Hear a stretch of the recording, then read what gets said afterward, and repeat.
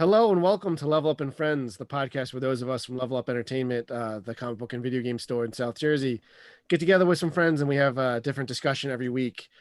This week we're talking Christmas specials. In a sense, it's our Christmas special this week. Joining me this week, I've got Joe. Hi. And I've got Brian. Hi there. Brian, I think this is your first time joining us on this podcast. It is because for some reason or another, I always keep not being available. Yeah, but we've had your wife Becca on a couple of times. But yeah, no, so I'm glad you guys could join us because we're talking Christmas. Christmas is a big deal, not just for in general, but for us personally. But yeah, so let's not waste any time in dilly dally. Let's jump right into it, as it were. So I'm jumping. I know we want to talk Christmas specials eventually in this, but I think in talking to Joey a little bit about in the lead up to this, it's all kind of tied into like Christmas memories in general. So what's one of your more memorable Christmas events? I can tell you one. I can get it started. Go wow. The year Nintendo 64 came out, my mom was working at Sears and she was able to get one, but I wasn't going to be at it for Christmas. So under the tree, she wrapped Super Mario Brothers 64. And I opened that and I flipped out. I was kind of like that kid from the commercial. And, but like, hey, the system's not going to be here until, for a couple of weeks in January. And that was like torture. I read the manual over and over again. I wanted to play it so bad. And then when I finally got it, it took me forever to beat the first bomb, the King Bomb on top of the mountain. And then I thought I had beaten the game because I was used to like NES and Atari games. And then when I finally beat Bowser for the first time, I thought I'd beat the game. And then the game just kept going. I was like, oh my God, this is blowing my mind. So Super Mario 64 is a big Christmas special for me. I haven't beaten that game, but that's a whole different story. Yeah, me neither. I love Super Mario 64. That's a different podcast. Oh no, we're definitely going to do an N64 one, especially since we know someone who has a complete N64 collection. Ooh. We're gonna. I think I know who you're talking about. I don't know personally, but I think I know exactly. That's gonna be one of the ones we do in the new year. So that's like a tease that we are going to keep going on into 2021. Hopefully bigger and better times just in general. But obviously this year's a little bit different. So like, you guys still been able to enjoy the holiday, even though the world's falling apart. I mean, absolutely. For me, it doesn't matter if the world falling apart changes a lot of things, obviously, like not getting to spend time with family and stuff is a little different, but the holiday season itself all has its trappings to continue. Go back to the topic of like this whole podcast being about specials and movies and memories of Christmas, because I feel like Christmas for everybody, at least for me and probably for you guys, is like the little things bring back memories of when you were younger. And that's the thing you always like. That's why there's Christmas traditions. People make Christmas cookies that went through the family. That's why, there's certain like we have a tradition in our family. I'm sure almost every family has that, like where you get Christmas pajamas Christmas Eve night. And even after moving out and buying the house and moving in with Katie and stuff, we still do that. My parents still buy me pajamas. Nice. For Christmas. Like I still get it. I got to go over there Christmas Eve, even if I'm not going to the house on Christmas Eve, to pick up the pajamas to wear during Christmas. And then I'll pack them and do all the things I got to do in the morning. And then when I go to my parents' house in the evening to open gifts, I put the pajamas back on because you got to stay in your pajamas. That's the rules. But I guess the memories of like a big memory at Christmas time, I've got like random ones and like, there's all the ones that I remember getting the Nintendo and my mom playing it left and right. And I remember that time because I was so excited. I ran down the steps and I fell down the steps. And when I fell down the steps in the living room, I fell right in front of the tree. My brother liked like dino riders and stuff. Mm-hmm. And there was one like moving like, towards me. And I just remember that. But I guess my big memory, like big gift thing was Super Empire Strikes Back. When that came out on the Super Nintendo, myself and Sean were real big. Sean from many of the podcasts you've watched. Yeah, I think he might have been. I think he might have mentioned his side of the story on the Super Nintendo one. Yeah, I think I brought it up too because it's just one of those like Yeah. we both were Star Wars kids growing up, and we wanted to play that game. We went to our local video game rental store, Stop and Go Video, which I still remember the phone number. And it was never there to rent except like 2 or 3 days before Christmas. And I was there and I wanted to get it. And my mom was like, no, you're not allowed to get it. It's like, why not? My mom was like, it's Christmas. Your father's birthday is tomorrow. And then it's Christmas. All right. Christmas Eve, I open a gift and it's Super Empire Strikes Back. Yeah, and I of call course. Sean right away.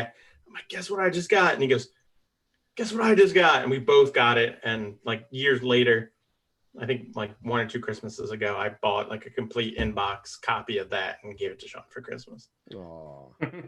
But like, I'm sure we all have notes, but everything we're going to talk about is memories. And I mean, I could go on all night. So this might be like a 4-hour long podcast. So People might hold on to your butts. Yeah.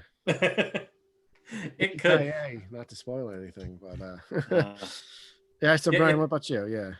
So since we're going to talk about Christmas movies, obviously later, I'm going to save the Christmas movie memory because that kind of ties into some of the other stuff. But I think we've all kind of had that like big video game Christmas. I know mine was. I'm a little younger than both of you guys, so mine was the PlayStation Christmas. And I remember getting it was Eggs of Steel, Jet Moto, WCW NWO Thunder. Something else. Bangers of games. Yeah, Crash Warped. Like it was later into the system, so I had gotten it kind of late into it. But I mean, I as far as from a like big Christmas opening memory, it's that one, and then the other one was the year that I got all the Power Rangers action figures and stuff like that, and so there's always those.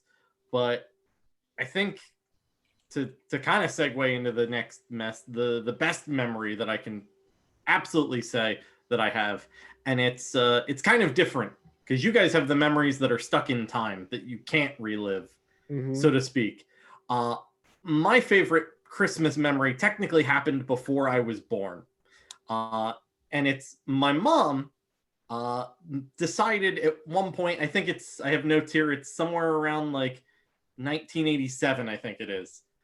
Decided that she was going to have children and went, I want to record all of these Christmas specials because they'll never be played again on television ever.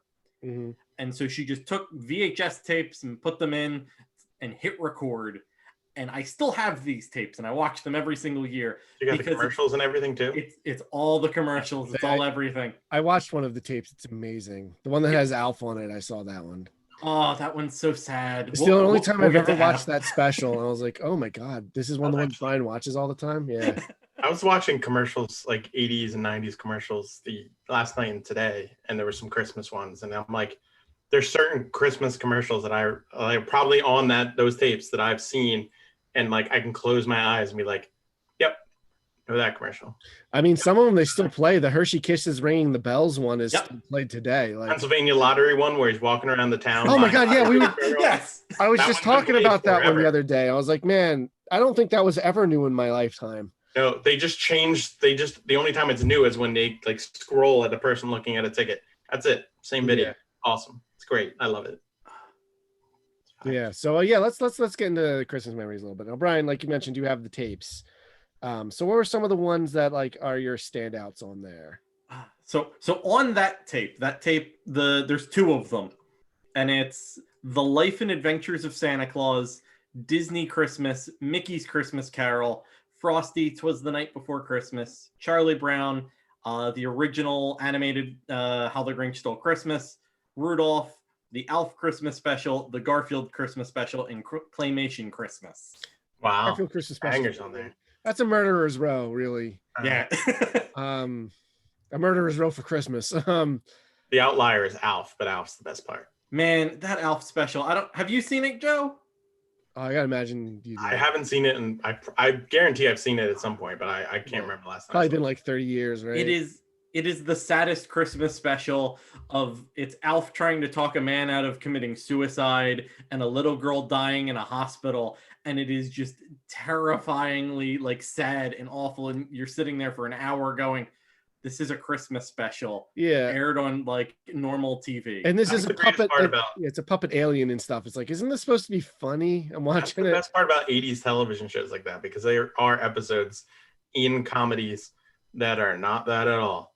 Yeah, no. That, you got the Different Strokes one with the bike guy. I was gonna say there's the Fresh Prince one with the gun violence. Yeah.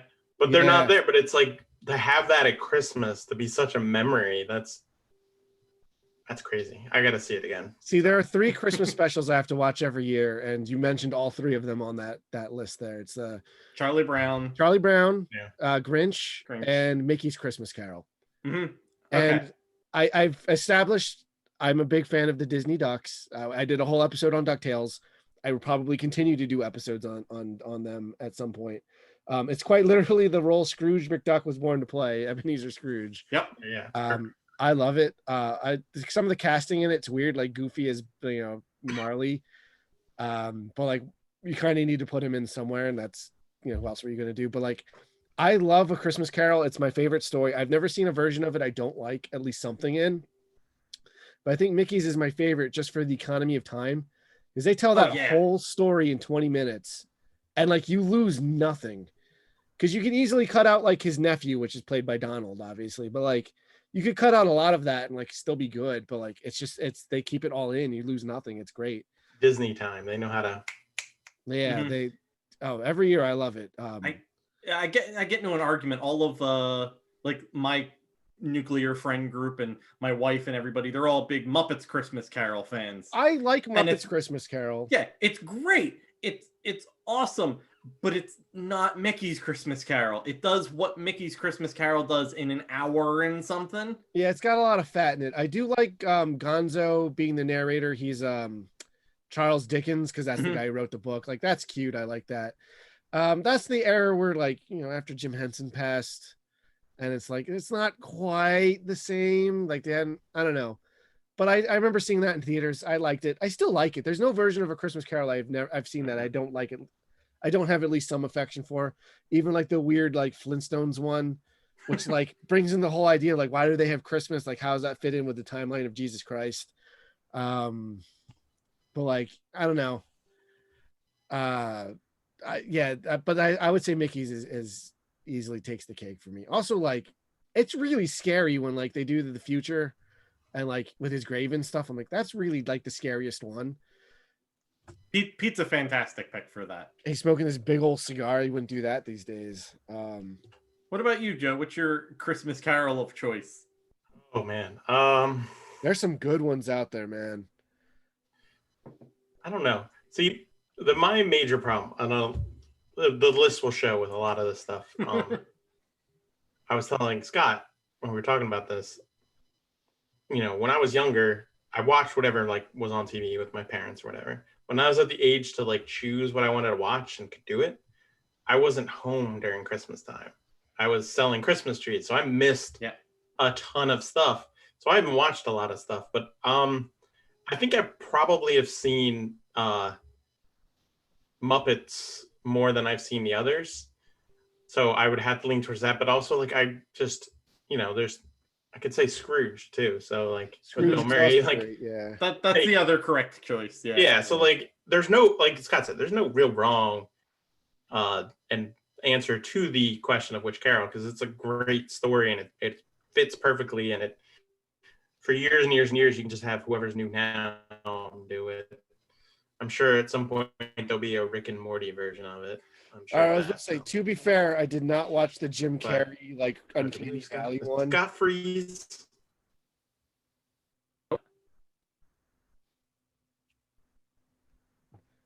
Sorry, you guys good? My internet went a little unstable. You're semi-frozen, Scott. Yeah. You guys are also frozen. If you That's the ghost of Christmas past that has come back in the butt. I mean, I hear you guys fine. There we go. Hold a on. little unstable. Yeah, well, good thing the Maybe. episode I recorded Right. before this was fine. Uh-oh. But I was gonna say, I didn't see the Jim Carrey. Oh, this is fun. Let's just keep talking. We'll be fine. We'll push through it. I'm gonna take it to him. Can you guys not hear me? Huh? Maybe. Wait. Can you No, guys we not can hear me at all? hear you, but you're going, and then again. Yeah, because I can hear you guys Hold on. fine. You go. Yeah, You're jumping in and out. yeah. All right, let me try to fix something real quick. The fucking internet. That's not what I want.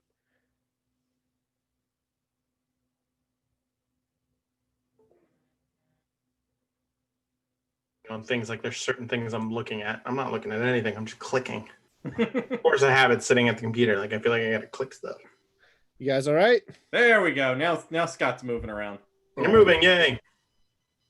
And back. Is it all good? I'm all good. Yep, Yeah. you're all good. You're moving. All right. You're grooving. All right, so for editing's sake, to be fair, I didn't see the Jim Carrey Uncanny Valley Robert Zemeckis version, but I'm sure it's got something in it worth watching. I just didn't see it because those movies creep me out.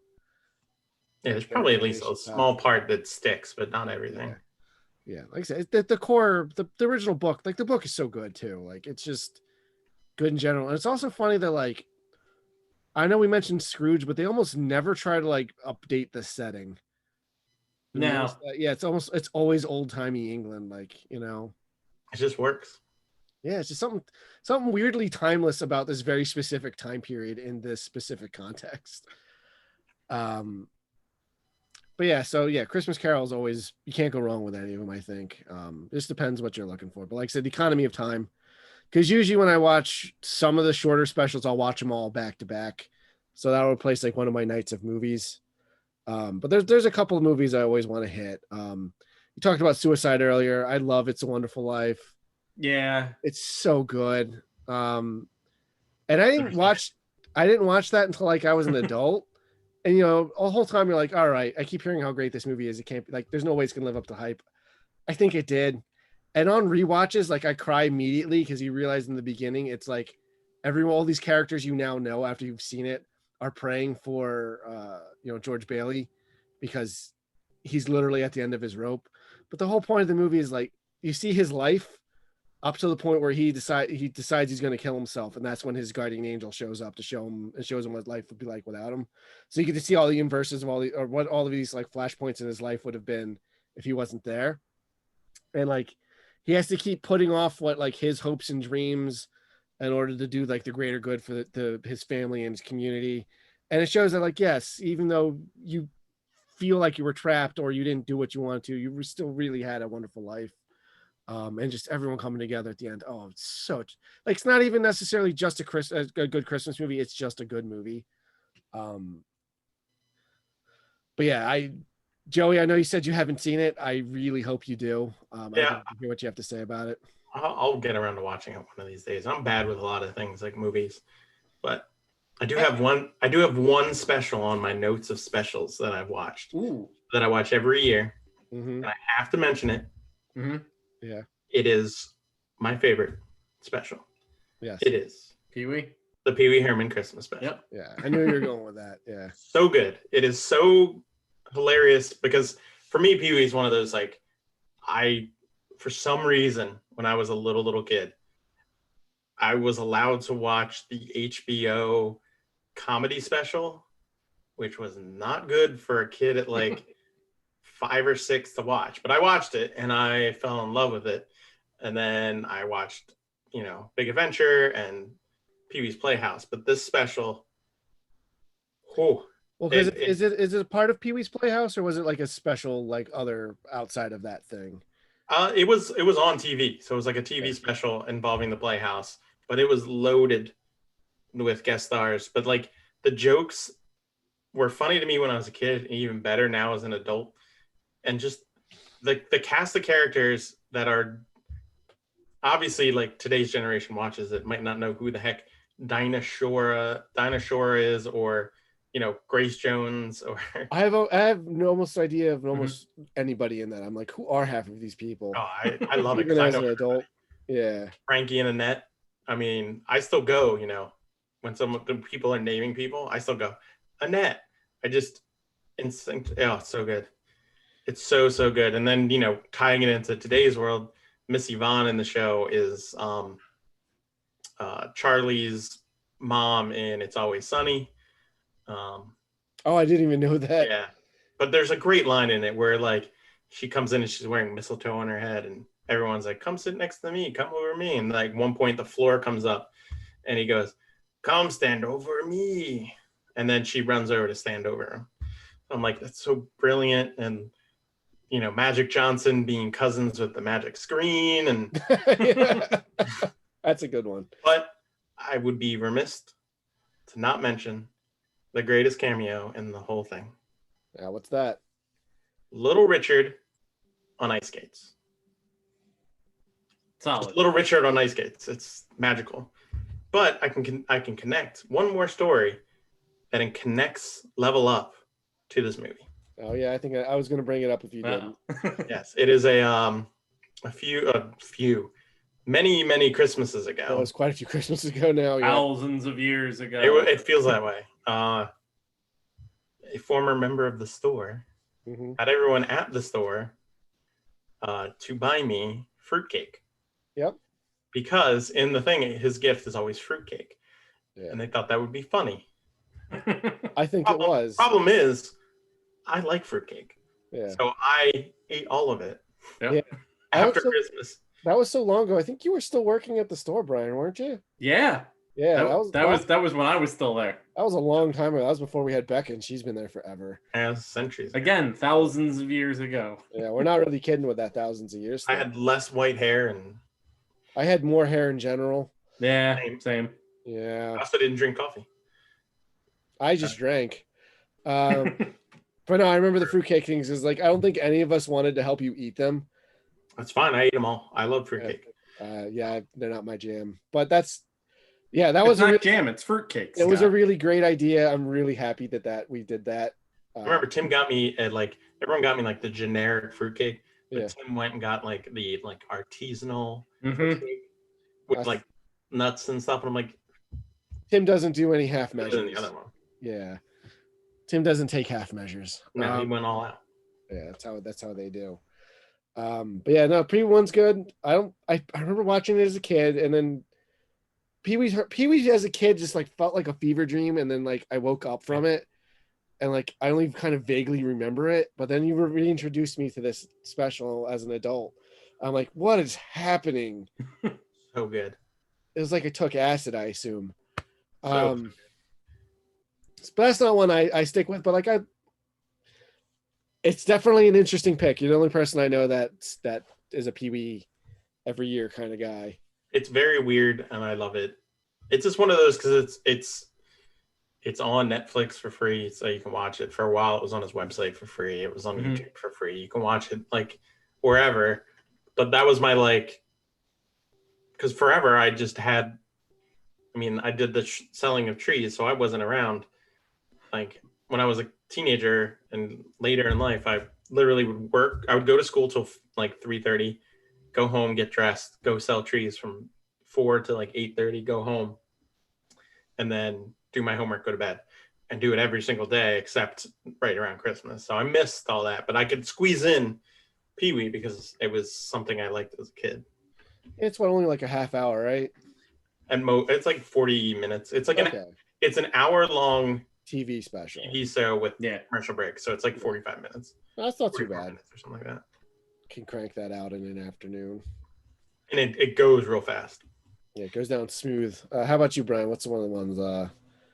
I know you're a Rankin Bass guy, right? Because you mentioned Life and Times of Santa Claus. And So Life and Times of Santa Claus is probably, if I had to take like a Rankin Bass one, that's probably my favorite, but only because it's the only one with laser beams.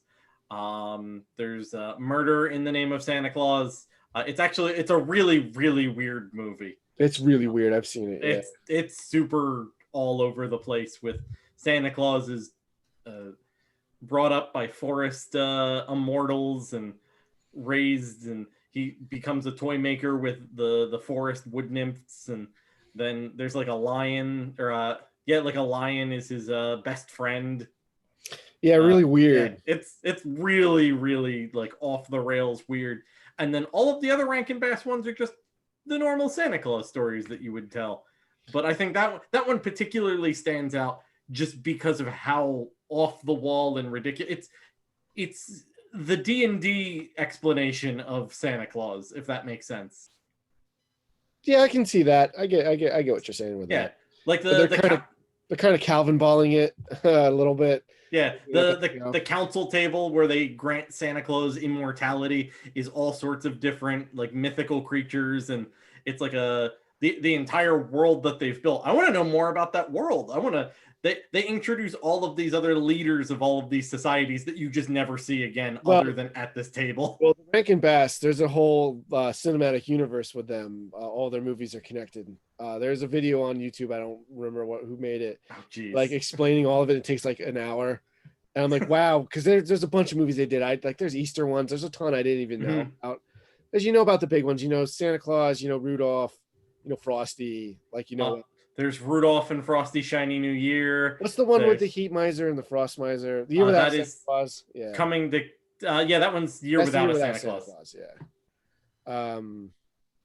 I used to work with somebody who because I've been working retail since I was 17, but I worked at Suncoast. One of my managers, that was their favorite movie. So that was one of the movies we'd play all the time. And then after 9:00, we would play Christmas Vacation because you couldn't play that any earlier. And even then, we really shouldn't have played it all because there was definitely kids in when he starts screaming and ranting and raving and cussing at the end. So we probably shouldn't have got away with that. But that's one of the movies I watch every year with my dad.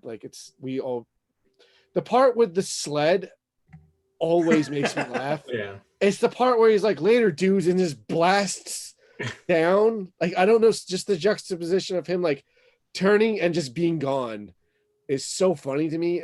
That never fails to make me laugh. It's one of my mom's favorite Christmas movies. I yell "fix the null post" at the top of my lungs whenever anything's very broken. Yeah. My one friend, she just left Facebook this year. But how I know it's Christmas time is she would always change her profile picture to the grandma after she says play ball.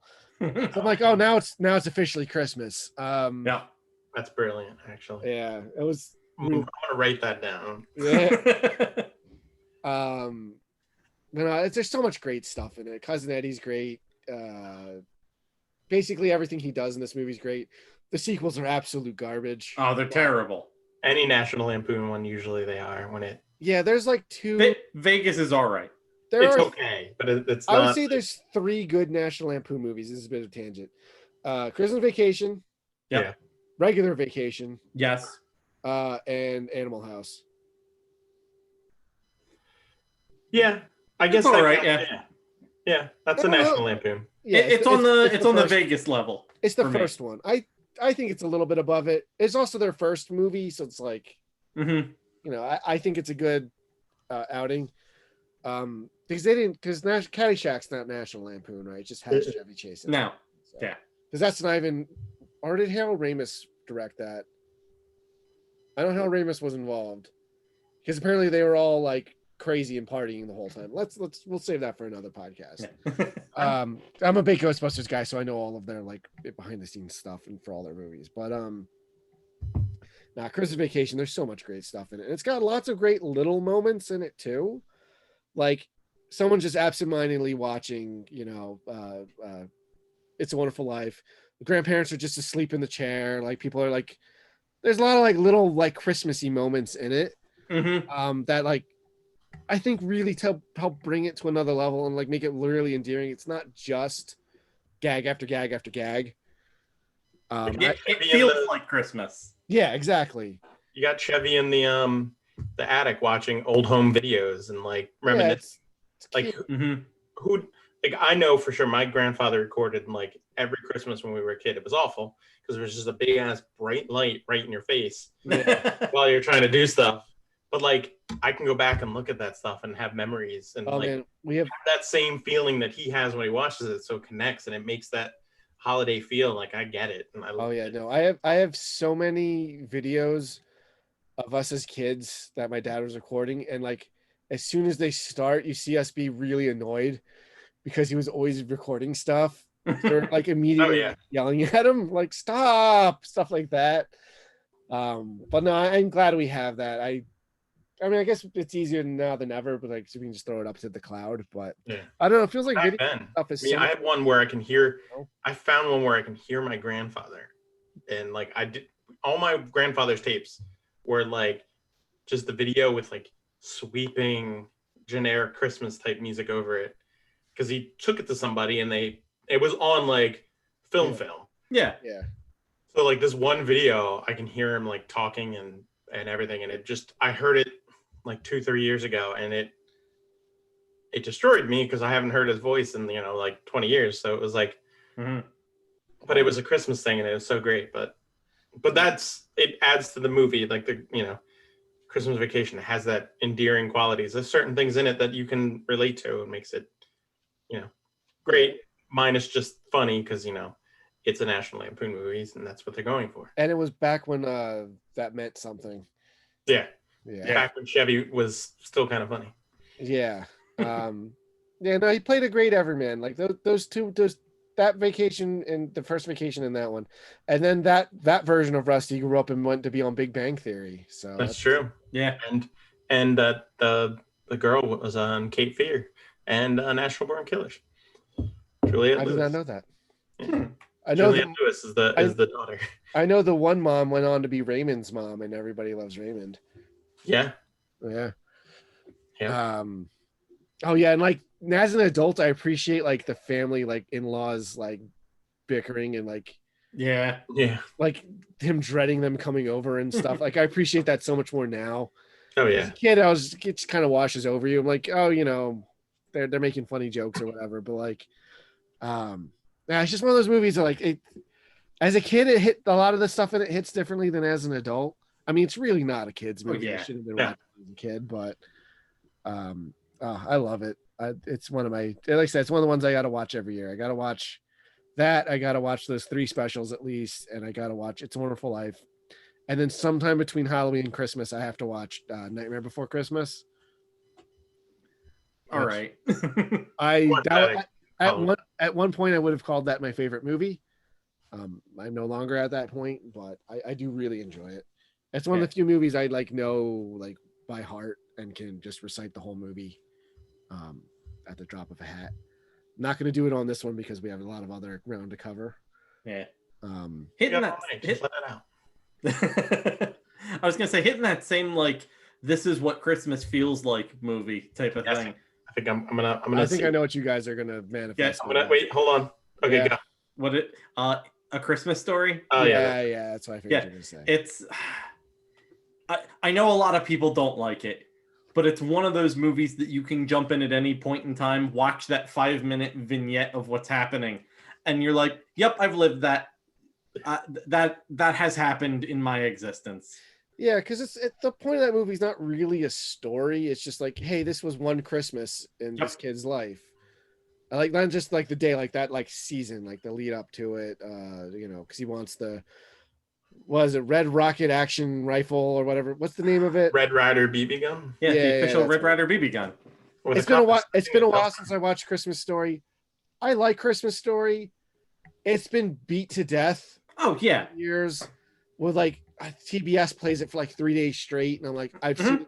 I don't ever need to see it again. Yeah, you don't actually watch it. You put it on in the background while things are happening, so it's just noise for those 2 or 3 days while people are opening presents and stuff like that. It's just there.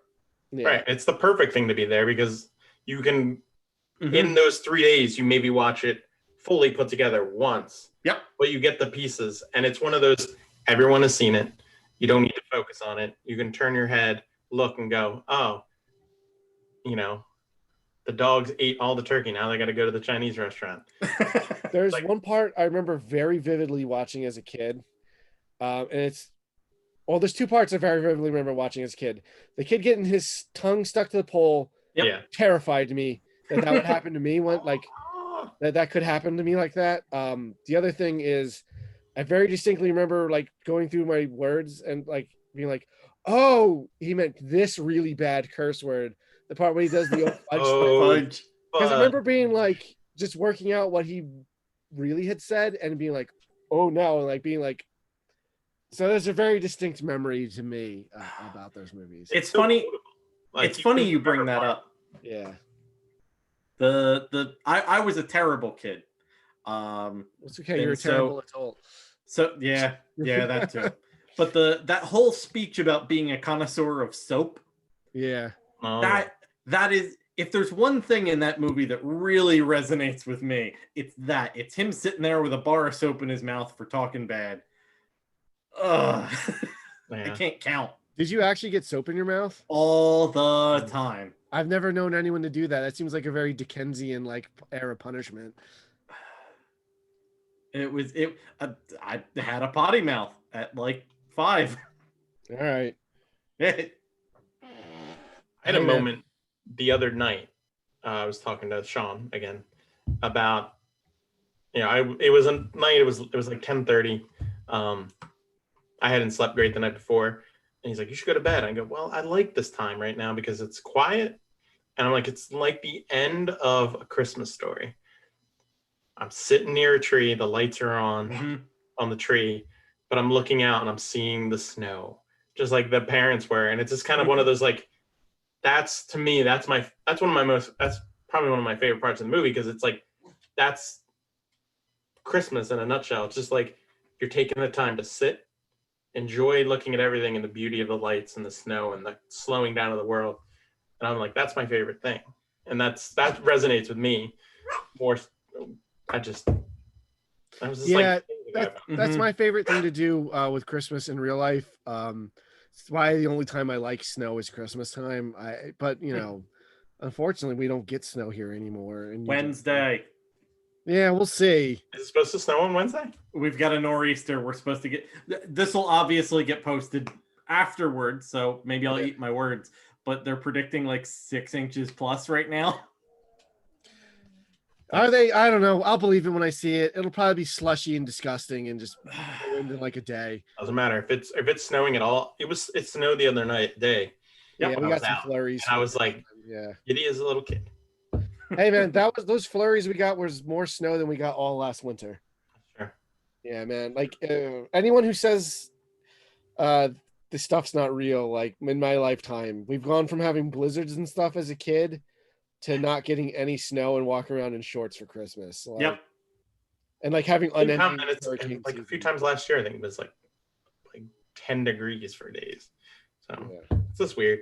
Sometimes But- we get some cold, but it's always raining if we get any precipitation. That's I don't know. I hopefully when you hear this podcast, it's snow on the ground. Yeah, hopefully. But no, I love just a hot cup of cocoa or something, watching snow fall in the glow of the Christmas tree. It's pretty great. That's a special moment when you can get that. Yes. that same thing, but cherry 7-Up. That same thing, but eggnog or coffee. Oh God, eggnog. Ugh. Eggnog is the nectar of the Christmas gods. Yeah, we should really address this elephant in the room. This eggnog shaped elephant. It's good. Eggnog's bad. No, it's good. You're all wrong. I can't handle it. Nope. My brother's fiance's family loves it. We were over for Thanksgiving and like they were drinking it and stuff. I was like, no, thank you. Yeah, people make homemade stuff and it's good. It's all right, but nothing beats to me the Wawa nog. Wawa nog. It's just like that's it. And I don't get a lot of it. Like I literally would get like at Christmas, like I go to my parents' house and I bring a thing because my dad likes it Mhm. and I like it. So Yeah. that's it. But I have more things to bring up. Oh. My notes. Speaking of your dad, that reminds me, we got a lot of like Christmas babies and Christmas baby adjacent people in the room. The 22nd. Too many. Brian, your wife is the My 18th. my wife's the 18th. My brother's the 14th. Speaking My, of, this episode's going up on the 18th, so happy birthday, Becca. Happy Um, birthday. Yeah, Joe, Santa says happy birthday. your dad's birthday is the 23rd. 23rd. Yeah, because it's the day after mine. Katie's sister's is the 15th. Yep. I was supposed to be born on Christmas Day, but I couldn't wait. But yeah, I don't know. too many. It's a people assume I hate Christmas because it's close to my birthday. I'm like, I kind of still love it. It's just kind of an infectious season. Like Mhm. although I know I would go to my one set of family was like very Christian. And like usually sometimes when we were kids, like we would do our Christmas get together with the extended family and it just happened to be my birthday. And like we would literally celebrate Jesus's birthday as part of it. And I know it made my dad so mad because he's like, it's your actual grandson's birthday. Like, when I was a kid, I didn't care. I still got to eat cake and ice cream. Yeah, who doesn't want to eat cake and ice cream as a kid? I mean, and get presents. So Yeah. all of that seems great. And who still doesn't want to do that as a 30? I mean, I don't mind. All right, so this year is a little, obviously for everyone. 2020 is when we recorded this. This year's a little different for everyone. We're basically not doing any of our traditional Christmas traditions just because. Who's got the energy now? Like the between like, with the money things and just not being able to go out and see each other, like, yeah, and we're kind of not doing it.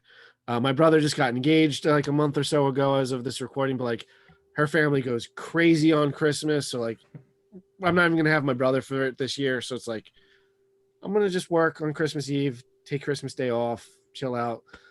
My mom's thing that she always ever wants for Christmas is to go see whatever new movie came out then. So like, we don't even have that. Oh no. I'll try to edit that out. I kicked over my mic. But since we're not, we usually would, I don't know what we're doing. I kind of just want a day off and play Spider-Man on PlayStation 4. Could be Christmas. I think Christmas traditions are what you make of Christmas.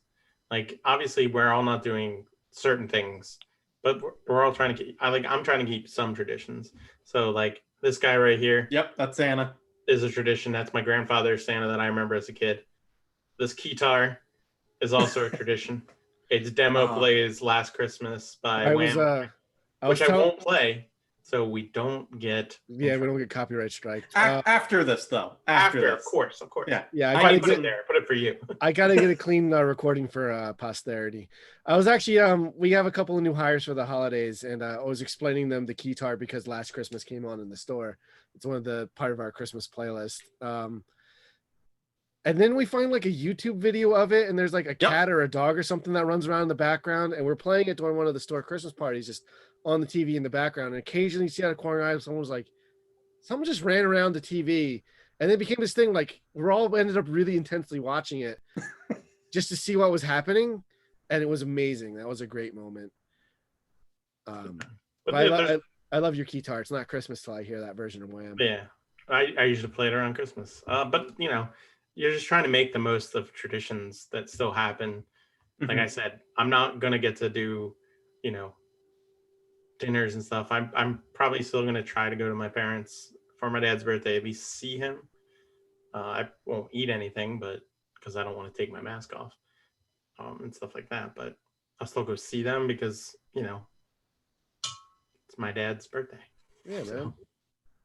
But you try to make the best so you can, and with these holidays being the way they are, it's a chance for us myself and Katie here, to start our own traditions and own memories that we don't get to do during Christmas Day. Because our Christmas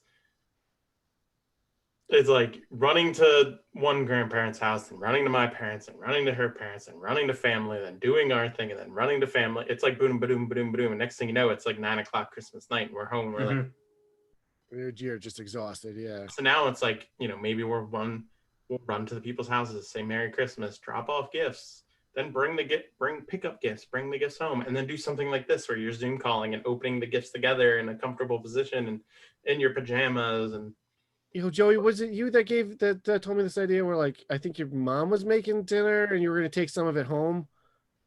Yeah. Yeah, and then everyone's gonna like eat it together over Zoom. I'm like, that's actually kind of cute. I like that idea. Way to make it so it's safe. I mean, I don't want to get my parents any disease or anything. I don't want to get them sick, and I know they don't want to get me sick, and I don't want to risk it because for me, like in all of this, the ends justify the means. So if the end result of everything of being cautious and being safe and being all that equals everyone in my family, knock on wood. I mean, I've had people in my family be sick, but come out relatively unscathed and we're healthy and we're alive, then it's worth it. Sure, this year gets messed up, but it makes me appreciate next Christmas even more. And it makes all the memories and all the things we'll get to do even better. So, yeah, but there are traditions that I will continue to do in this house, and I will talk about them in a minute.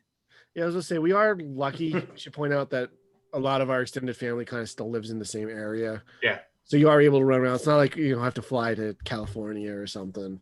Yeah.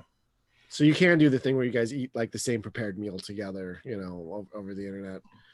But I think even if people just I think just Zoom together, mail each other your presents and open them together. I think something small like that, I think, goes a long way. But one of the upsides is you can catch up on all these Christmas specials you haven't seen. That is true. I think you would love It's a Wonderful Life. I really do. It's going to be one I watch this year for sure. I'm please Mhm. report back to me. I'm really curious. I will. Trust me, you're the person I need to talk to about it. So yeah, it's one of those things that's like, you're gonna tell me like, what are you talking about? That was so overhyped. Yeah. I get the idea of it, and all right, watching Jimmy Stewart.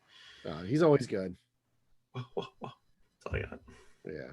But I got some more things to talk about on my list. Yeah. I don't want to have a ton of notes, and I can just ramble, but I do have notes to talk about. We can all ramble. That's the whole podcast. I'm a king at rambling, but I will talk. One thing, it's not a movie, and I guess it's a special, but a tradition that always happens at Christmas time is the Yule log. The Yule log's great. Yeah. I love the Yule log. And for me, the Yule log is before the internet. There was a New York station, WPIX, that played it Christmas morning. And like a couple other stations put it on Christmas morning to make it look like you had a fireplace in your house. So when I was younger, I'd still get up early. My dad worked graveyard shift, so he wouldn't come home. But I'm a kid. I'm going to wake up at 6, 7 o'clock no matter what. Yeah. Even after I knew, about, the Jolly One. Still woke up early, but it was always on. So we always had it on the TV, and the parades would start because it would come on at like 6, 7 o'clock in the morning. So we'd always watch it. So for me, that's a tradition. But now because of the internet and all that, you can watch it in 4K. But there's tons of pop culture Yule logs you can watch for all of your lovely viewings. There's one we play in the store almost every year. And I currently, if it's the one I'm thinking of, it's currently on the computer screen over there. It's the Return of the Jedi one. Yes, the Return of the Jedi with Darth Vader burning in the movie. It goes on for 5 hours. Yep. It has the crackling sounds of fire. There's two versions. One has like music playing in the background, like you can hear like yub nub and stuff. I kind of prefer that one because it's not just crackling, but both are good. The best one though was the ones where they play the scene and it just keeps going. So it's like Luke looking at the fire and the music swells and it just kind of fades out and it just keeps going. That one's great. There's one, since you said it earlier, there's a Ghostbusters one where it's right, they coming in right before he's going to shut the system down, and it explodes and shoots out of the top of the firehouse. As soon as it shoots out of the top of the firehouse, music starts playing, and it's Hark the Herald by Nat King Cole. Oh and it plays for like 50 minutes of just music and that fire shooting up at the top of the house. I will say one of the great things about YouTube is there's just so many Yule logs and they're so different. Like there's a lot of good ones if you just want to put the fireplace on. There's ones that play like really like soft ambient Christmas music. Yeah. They're good for just kind of filling in the space. Like you're talking about doing that with Christmas Story too, but like they make these ones like 10 hours long. You don't literally have to do anything. You just put it on and you're good to go. It's a mandatory tradition either at my parent. Well, it's mandatory here when Katie and I open gifts. A Yule log is on the TV. If I go to my parents' house, a Yule log is on TV while you're opening gifts. Mm-hmm. So it's like you're sitting by the fire opening gifts, and then you put on whatever you can watch. Let's Make a Deal or Price is Right or whatever. It doesn't matter. Nothing's Christmasier than Let's Make a Deal. No, Yeah. No, that just shows me. But yeah, I love the Yule log. I watch it all the time. I joke here. I'll Katie will be working here in the office, and I'll have to run out or something, and I go, I left the fire on in the living room for the cat, Mm-hmm. and it's just the crackling, popping, and Vader burning, because it's like 5 hours, so it's perfect just to leave on and just have noise, and I love it. But that's such a tradition and such a Christmas feel to me that like the Yule log is so important to me for Christmas time. So it's a memory and it's a cherished thing I got. All right. I'm going to take a quick commercial break. When We'll be right back. I think when we come back, we're going to Yep. discuss what makes a Christmas movie a Christmas movie. And then we're going to apply that logic to some other movies that may or may not sound like they're for Christmas. But we'll be right back.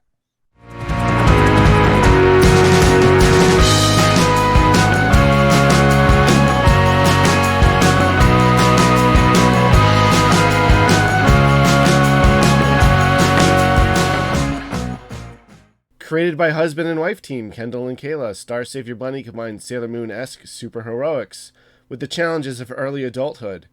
Read for free at Tapas.io and check out their Instagram at Star Savior Bunny for new updates and projects. Thank you for listening to our podcast, but have you checked out our store yet? We sell all kinds of nerdy products from comics and graphic novels to retro video games, model kits, toys, and statues, and more. Visit us at levelupentertainment.com, and as a special exploratory promotion, the first 20 people to use the code FRIENDSCAST at checkout will receive 10% off their first purchase. If this is successful, we will do more podcast exclusive promotions in the future. That's levelupentertainment.com and code FRIENDSCAST. FRIENDSCAST.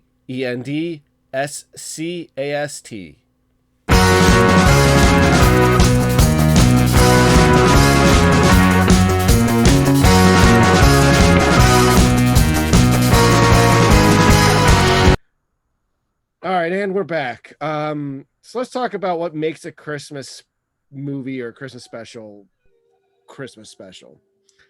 I think it's two main criteria. Mm-hmm. I think Christmas needs to either be a part of the plot, and the themes of the movie need to involve some of the actual themes of Christmas. So either like generosity or family or like togetherness, stuff like that. That's what gives like kind of like Home Alone. Like if that took place like some other like just they went for summer vacation, it might not hit the same. The fact that it's at Christmas and it's kind of like this kid's wish fulfillment, but like at the end it's still about like he missed his family. You know, not just like I defeated the bad guys with these crazy traps. And that's I also love that movie too, but I don't watch it every year.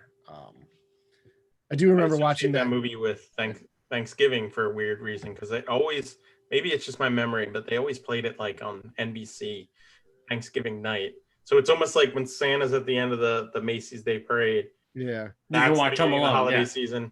The Home Alone is like, okay, let's start the Christmas movies. It's okay to watch Christmas movies, but it's more Christmassy, obviously. Yeah, I mean, it takes place. He's at Christmas. He's like stepping on Christmas ornaments and stuff. Yeah. So with that said, I know there's a couple of movies that there's a debate whether or not they're Christmas. So let's have that debate right now. Let's get the big one out of the way.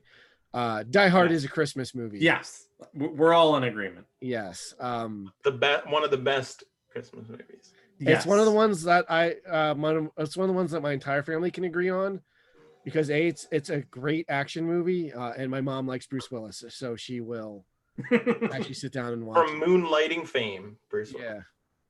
That's why she likes him. But yeah, so Die Hard, he's there trying to reconnect with his family. He's estranged from his wife. He hasn't seen his kids. He's coming from the other coast. So it's got the family connection. It's at a Christmas party. There's lots of Christmas trappings in it. Like he's there because of Christmas. So this is part of the plot. I've got a machine gun, ho, ho, ho. Like they use a lot of stuff in it.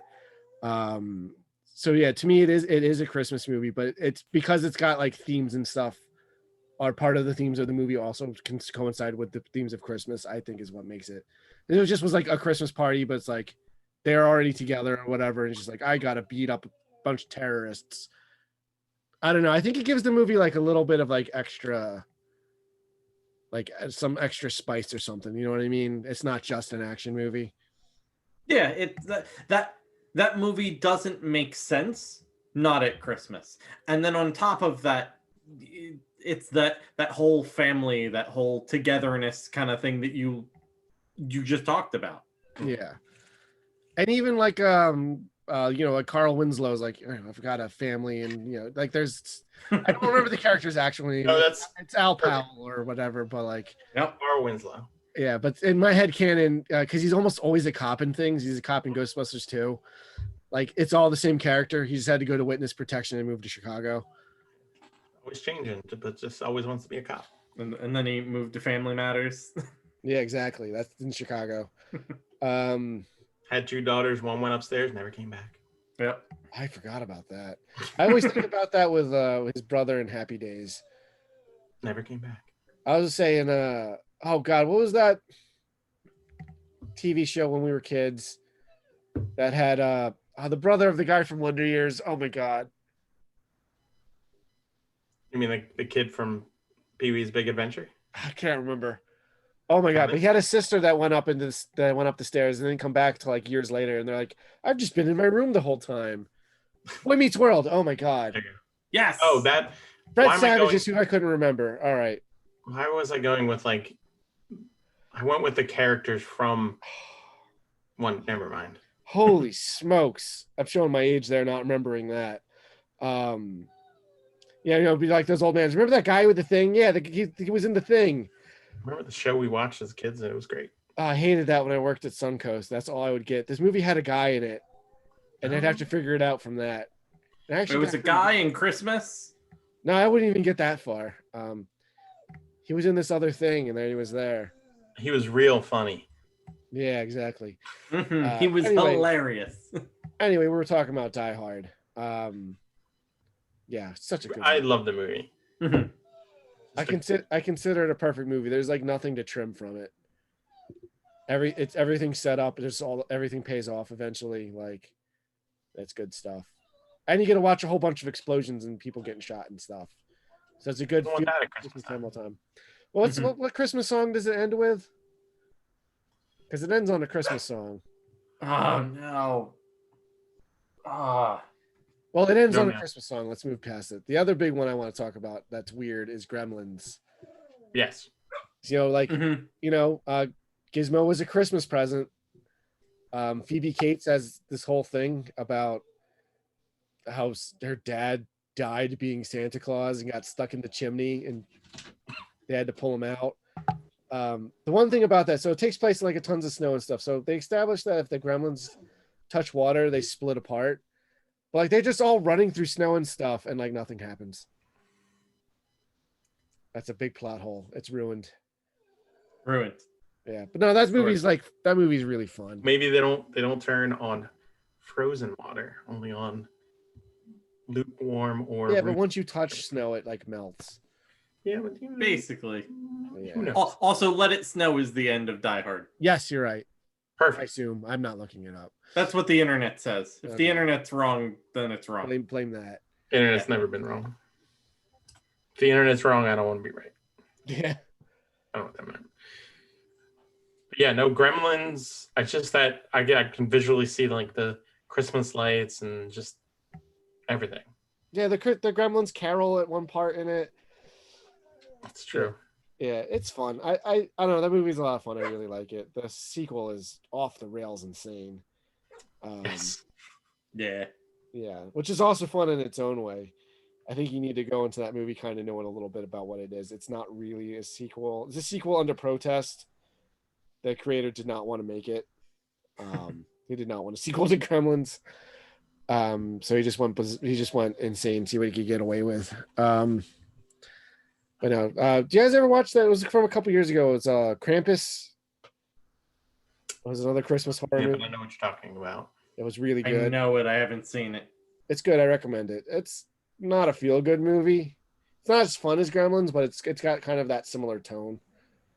The sound design in it's so good. Like I've never heard a movie sound more like winter than that movie. Like more so than The Revenant, which is like, oh, it was shot outside for real in the cold. Like, Add it to the list. Yeah, put it on there. Watch It's a Wonderful Life first. And then watch The Illumination Grinch, and then no. Well, Brian, I know you and Becca have a tradition. You watch anything related to Christmas. So it's more we actively seek out what we believe to be bad Christmas movies. Well, we will. Easy. Yeah. There's a lot of bad ones. All the whole channel dedicated to it. It's called Hallmark. Yeah. But yeah, no, there's all of those really bad Christmas movies and stuff like that. Me and my wife and my two best friends, basically, we sit down and we just kind of marathon through all of these terrible, awful movies.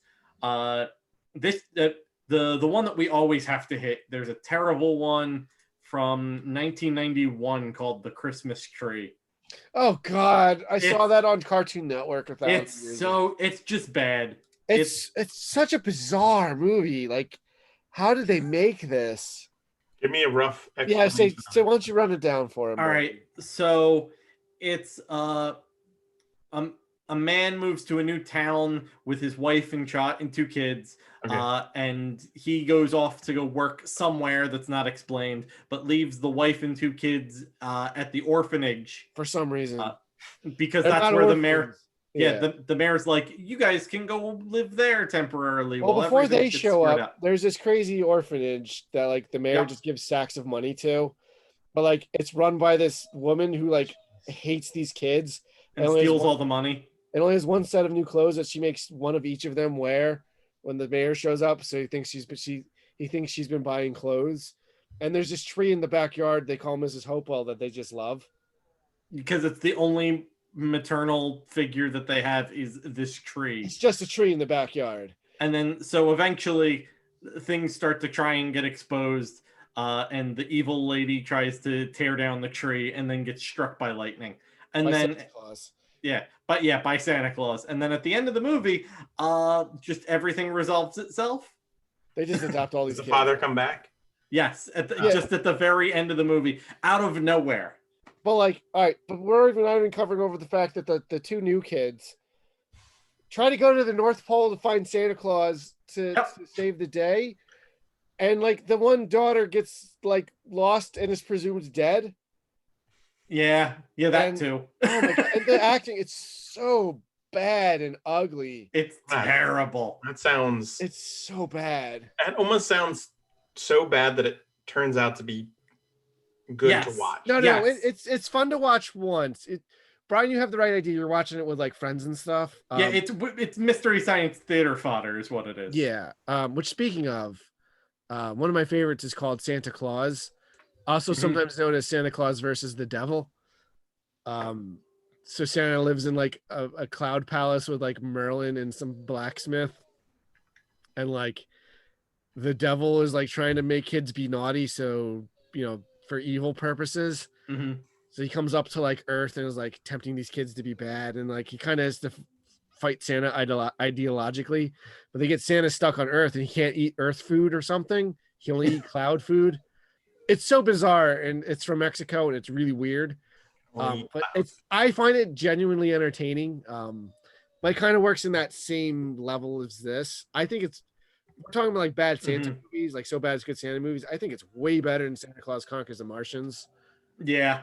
I don't think that one's very good. I think it's really boring. Because it would have been one thing if like Santa had a tank and was literally like conquering the Martians. Which would be a much better movie. Yeah, what do you mean? Yeah, but like it's just they want Christmas, so they kidnap Santa and they learn the spirit of Christmas, and one of the Martians becomes the Martian Santa. Spoilers. That sounds like a Nightmare Before Christmas. It's got a terrible theme song that they play, and I never want to hear it again. The Hooray for Santa Claus thing. Ugh. I gotta hear it. I'll probably like it. Yeah, you might dig it. It's worth watching once. It's one of those like classic So Bad It's Good Christmas movies. But yeah, I don't know. Any other really weird, bizarre ones you've seen, Brian, that you could recommend? So this year we've struck out with looking at things and going, that's going to be terrible. Because like we skip the very obviously bad ones or things that we're not going to watch. Like anything from the Hallmark channels. It's all the same movie. It's all crap. Yeah. Or anything that's geared at like very little kids we'll skip. But so this year, our two big, like, we looked at that and said, this is going to be garbage, and then just watched it and we're like, this is great. Was the Illumination Grinch movie and Christmas Chronicles. Yeah, I know Beck was telling me about Christmas Chronicles the other day. Christmas Chronicles is a wild ride. First off, Kurt Russell is a great Santa Claus. Oh, that's the Netflix show, right? Yes, Netflix. Yeah. The premise of that one is little girl and brother get into a fight, basically, and she blackmails him into trying to like catch Santa Claus on video.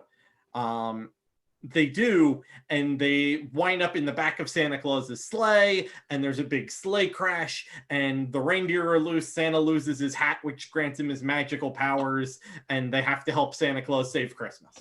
And the premise of Santa Claus in that movie is that he's basically omniscient from a point of he can look at you and go, Joe, I remember what you had for Christmas, what you wanted for Christmas when you were 3 years old, and here it is. And just like pulls it out of his jacket and hands it to people. Gives you a He-Man, right? Yeah.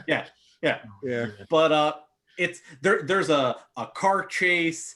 Santa Claus gets locked up and sent to prison. There's I'm trying to think of what other ridiculous thing. They get chased by a man with a baseball bat. They break Santa Claus out of prison later in the movie. Like it's all over the place for what you would assume a terrible Netflix Santa Claus movie is. Yeah. And it somehow comes together. The sequel's terrible because that came out this year. Christmas Chronicles 2. That was awful. You force a hit to be good. It's never good. Mm-hmm. But yeah, Beck was trying to convince me to watch that new Grinch. It's so pretty. I just don't care. It's Illumination. So it doesn't do it does the Illumination thing of like the butt or fart joke or the Minion style joke. Yeah. There is one. All right. And there was a single one, and you're like, okay, all right, fine. But other than that, that movie is super pretty. The snow in that movie. I think their Grinch design's too cute. I like my Grinch real nasty. I like the Jim Carrey one. It's not that good, mm-hmm. but like, I think he's a good Grinch. If you're going to do it in live action, I think they did it the best that they could. I don't think they should have done it in live action.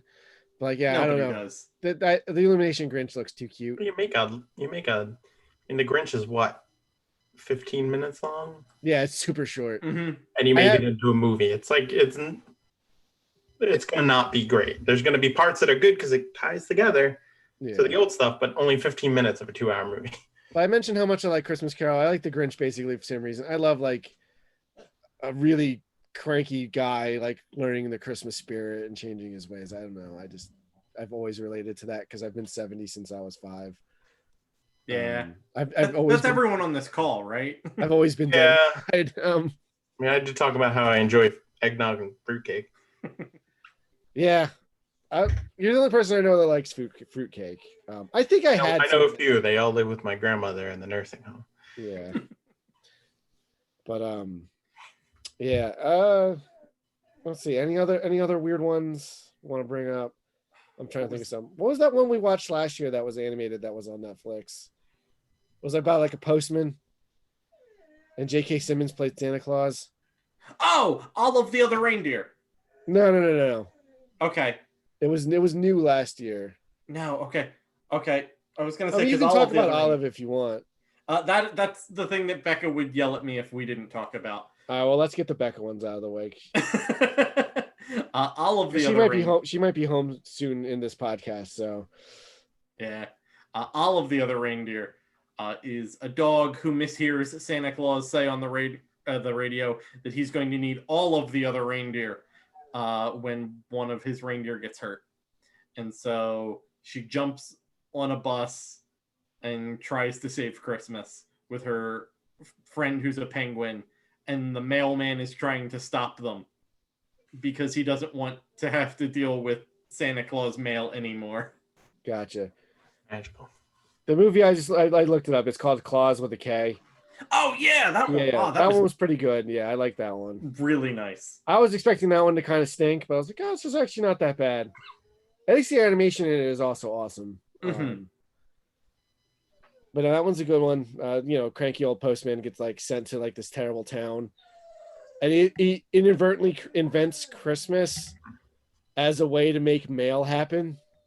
And I kind of love the cynical nature of that. She's like, you gotta ask this guy Claus, for stuff because he makes a ton of toys. He kind of just took the toys and would like give them to kids. He had to justify his job. But then they ended up doing the Christmas thing and it's great. It's a good one. I'd recommend that. Also on Netflix. Maybe make it a double feature with Christmas Chronicles. Maybe we make it Christmas Chronicles with a K out, clauses with a K. I have a movie or movies that I associate with Christmas from my childhood that aren't Christmas movies at all, What's that? nor are they as shown in the same way. Okay, I'm Uh, curious.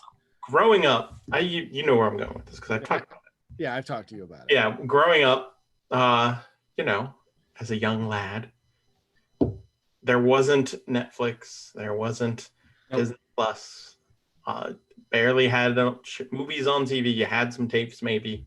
So when they were on TV, it was a big to do. Mhm. Network premieres, this and that. I associate the first 3 Star Wars movies with Christmas because they would play it Christmas Day. And for me, I have seen a good chunk of New Hope and the end of the Battle of Endor and everything of Return of the Jedi more times than I care to admit, because Christmas it would be on and we'd watch it as we were getting ready to go to my grandparents' house. And when a movie's on TV, if it's a 2-hour movie, the movie magically takes 4 hours to watch. Yeah. So I missed New Hope every year because when I got to my grandparents, we didn't watch it, but I would always come home. Battle of Endor every single time. So growing up, I hate Empire because it was like it's the last thing I saw. The very last thing I always saw was Ewoks destroying the Empire. So like, this is awful. So I never watched Empire until I was older and I could get it, and then that. But I associate that with Christmas because that was what was on Christmas Day, much like the Christmas Story now is the thing that's always on. It was always Star Wars because it was so, such a big thing. It was always iconic. Yeah, I didn't even think about it. Like what? Jedi came out in 83? 83, yeah. Yeah. 77, 80, and 83. Right. So I'm talking probably like 5 years later at most. This was late 80s, Yeah, the end of the 80s and stuff like that. So it's still on, and it's such a big to do. So like, it's funny they play that and not the Star Wars Holiday Special. Yeah, which I we should recommend talk about that. I recommend absolutely nobody ever watching. Not even out of curiosity. It is so bad. But you don't want to see like so Chewbacca's boring. family and all those people. Oh, it's so boring. It's not funny bad. It's not interesting bad. It is just bad. Talk about like a cast too. Like going back to the Pee-wee cameos, Star Wars Christmas special's got a bunch of people in it too. Oh yeah, B. Arthur's in it. Yeah. Which is my opinion is the best part. Done. Yeah. The cantina part. What was it? Harvey Korman, Art Carney. I think Jefferson Starship is one of the bands. I think so. Who's the weird hologram? Like that seducing grandpa Lumpy or whatever his name is. This is what IMDb's for. That's just magical. It's almost like I'm doing the same thing. Yeah, I can see all your faces light up. Didn't they just do a new one, like an animated one, like a Lego one? It either just came out or is about to come out. And I don't know. It's like time travel. It's got the new characters with the old characters. I'm just like, I don't care. I haven't seen it. Oh god, it's unwatchable. They referenced it in the first episode of The Mandalorian season 1 though. Did they? So it happens. Yeah, they mentioned Life Day in it, which is the holiday they're celebrating. That is canon. Good. I want to say Diana Ross. I don't think that's it though. But like this was 1978 because I know it was like right after it was the first thing they released after Star Wars. Mm-hmm. So that's all the footage that they used. You can tell because they got the principal actors to come back and shoot new scenes, but you can tell Harrison Ford does not care. None of those people care. The other ones at least hide it a little bit. Harrison Ford, when he doesn't care, he doesn't care about that goes par for the course with Harrison Ford in the history of him and Star Wars. Yeah, you can tell he does not give a shit in Return of the Jedi. Yeah. It kind of ruins the movie for me now. Where it's just like, no, all right, man. You can at least try to pretend, it's called acting. I'm not a big Harrison Ford guy the older I get. I mean, I love Indiana Jones and stuff, but yeah, we're getting off topic a little bit. Yeah.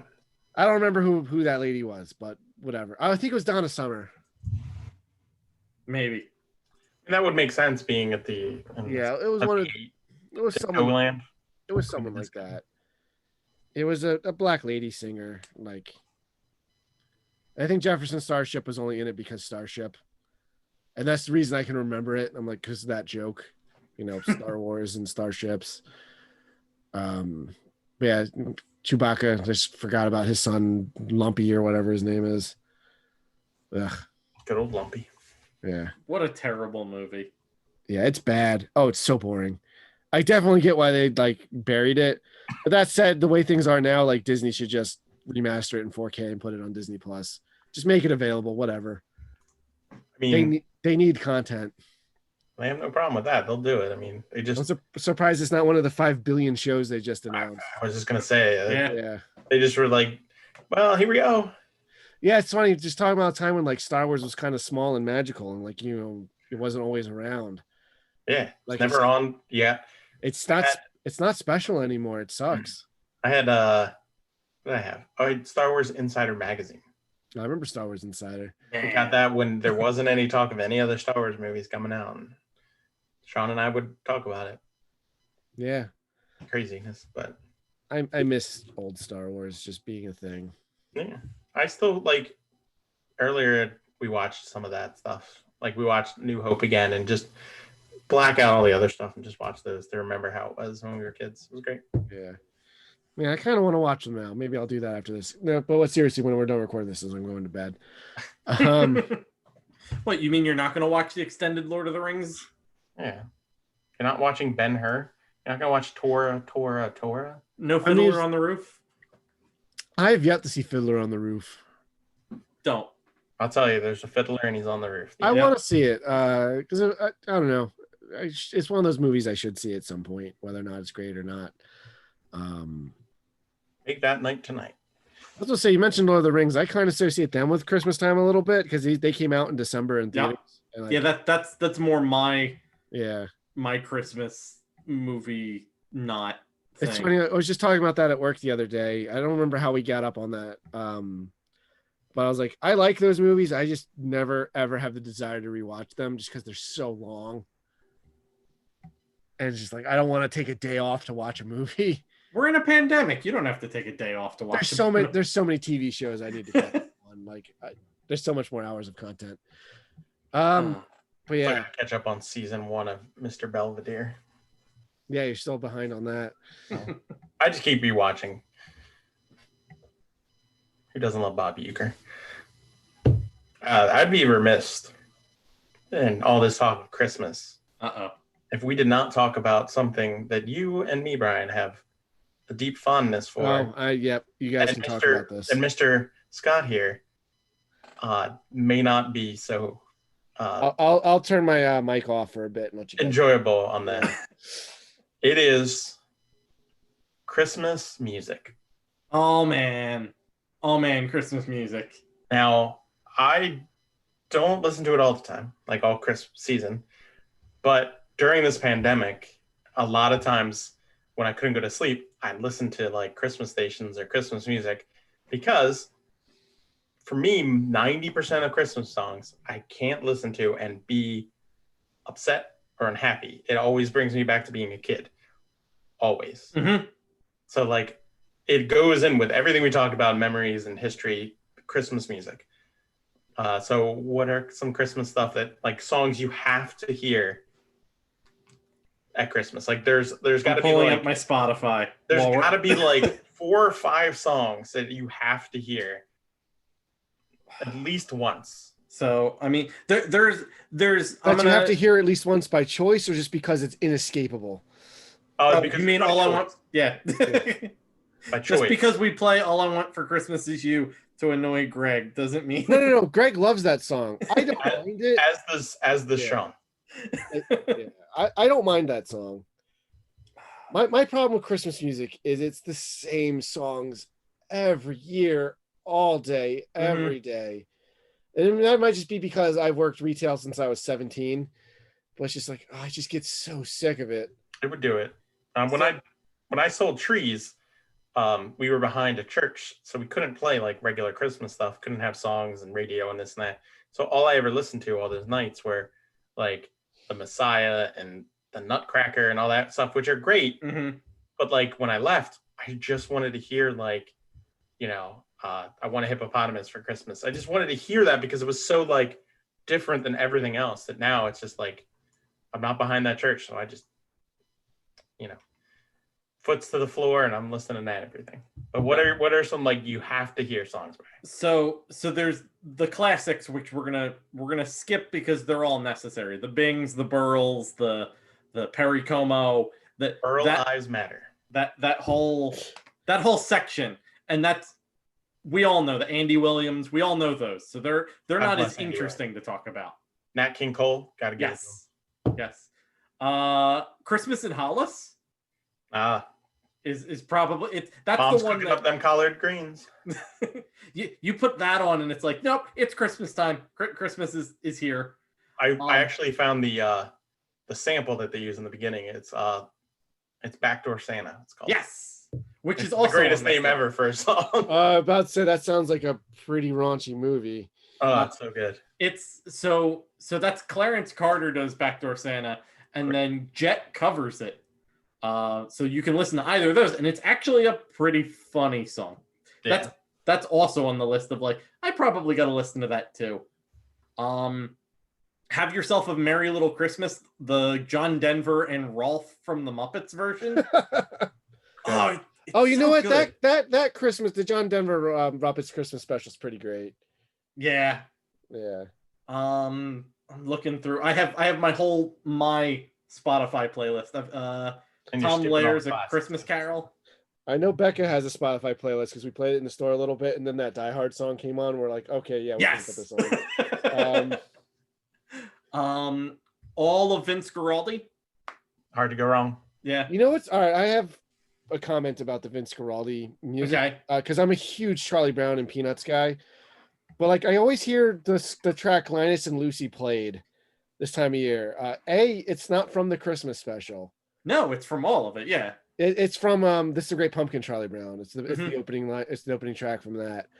And be like, it's just their theme song. It's not the Peanuts theme song, but everyone just associates it with that franchise as a whole, and everyone associates Peanuts with Christmas because of the Christmas special, because it was such a huge hit and they play it every year. Mm-hmm. Which is one of my favorites. Which I'm surprised we didn't. All right, I want to derail this a little bit. Go ahead. Like he's already trying to get off the music talk. I was going to say we can do music all night. Yeah, we can go back to music. It's not a big deal. I love that the part where Linus just quotes the Bible sticks out like a sore thumb now, and it's like, oh, this is really weird. But like, but then it goes back all the way from that, and I just love the Charlie Brown with his little tree. I was like, oh, it wasn't such a bad tree; just needed a little love. I don't know. Just something about that one always. I can watch that one all year round, and it hits. Me. Yeah, it's one of the reasons I love "Hark the Herald Angels Sing" is my favorite Christmas song. Great song. It's because they sang that at the end of that, and I love that song. But yeah, I'll contribute a little bit to this. I love the Bad Religion Christmas album. Yeah, Christmas album. Yeah, I listen to that every year. I have it on vinyl. I always give it a spin. I'll listen to it in the store. I usually skip the last song because they take their song "American Jesus" and put it on there, which fits for the the Jesus theme of it, but not super appropriate for work. But it's so good. I love the little drummer boy version, with all the punk rock drums and stuff. Their version of Winter Wonderland is great. So I that's my favorite Christmas album if I have to pick one. But if you guys wanted to go back to taking it over, going down here. What about Twisted Sister? They have a record out too. That's man, their "Oh Come All Ye Faithful" is just we're not going to take it, and it's hilarious. But it works so well. It's so good. What else is on here? We've actually skipped. I'm looking through stuff. We actually skipped kind of a tangential thing here, and I noticed I have the Hanukkah song on here. Oh yes. So we have skipped our crazy nights, our Hanukkah associations too. Well, I was having this conversation in store the other day because someone wanted to pick up a comic book for one of our customers because it was the first night of Hanukkah, and I was like, man, I haven't celebrated Hanukkah in like 10 years. Like I don't even think we pull out the menorah anymore. Like No, you just leave it same. sitting on this counter on the mantle. But like, it was just supposed to go in the window by the door. But like, it's just one of those things. Like, just Christmas is just so all consuming. And I don't want to get too much on a soapbox, but people need to get over themselves. It is a secular holiday. Mm-hmm. Like the tenets of it: peace, love, joy, goodwill on earth, like generosity. Like that's universal. Yeah. I mean, you can celebrate it, you know, with the baby Jesus and whatnot too. Like, I'm not trying to take that away from you, but like, I don't know. What do you guys feel? All right, let's continue this train. What do you guys feel about Happy Holidays versus Merry Christmas? Go. I don't Just say know. them both and get over it. I don't know anyone that legitimately cares if you tell them Merry Christmas, but I know people that. But I know people that care if you say Happy Holidays. Oh yeah. So I usually say Merry Christmas just because like the people that want to hear it really want. I think it's safe. It's safe Merry Christmas, and someone goes, "Oh no, I mean I prefer Happy Holidays," and you go, "Okay." I've worked retail. No one would ever do I've that. never heard that. No. Because yeah. Anytime I've interacted with human beings in a work environment, I mean, I worked at the same place for 16 years, and Merry Christmas was always good. Like I could never, if I said Happy Holidays, it would be bad. Christmas was always safe to say, so I just instinctively say Merry Christmas. Yeah, the whole war on Christmas thing drives me nuts. Everybody celebrates Christmas.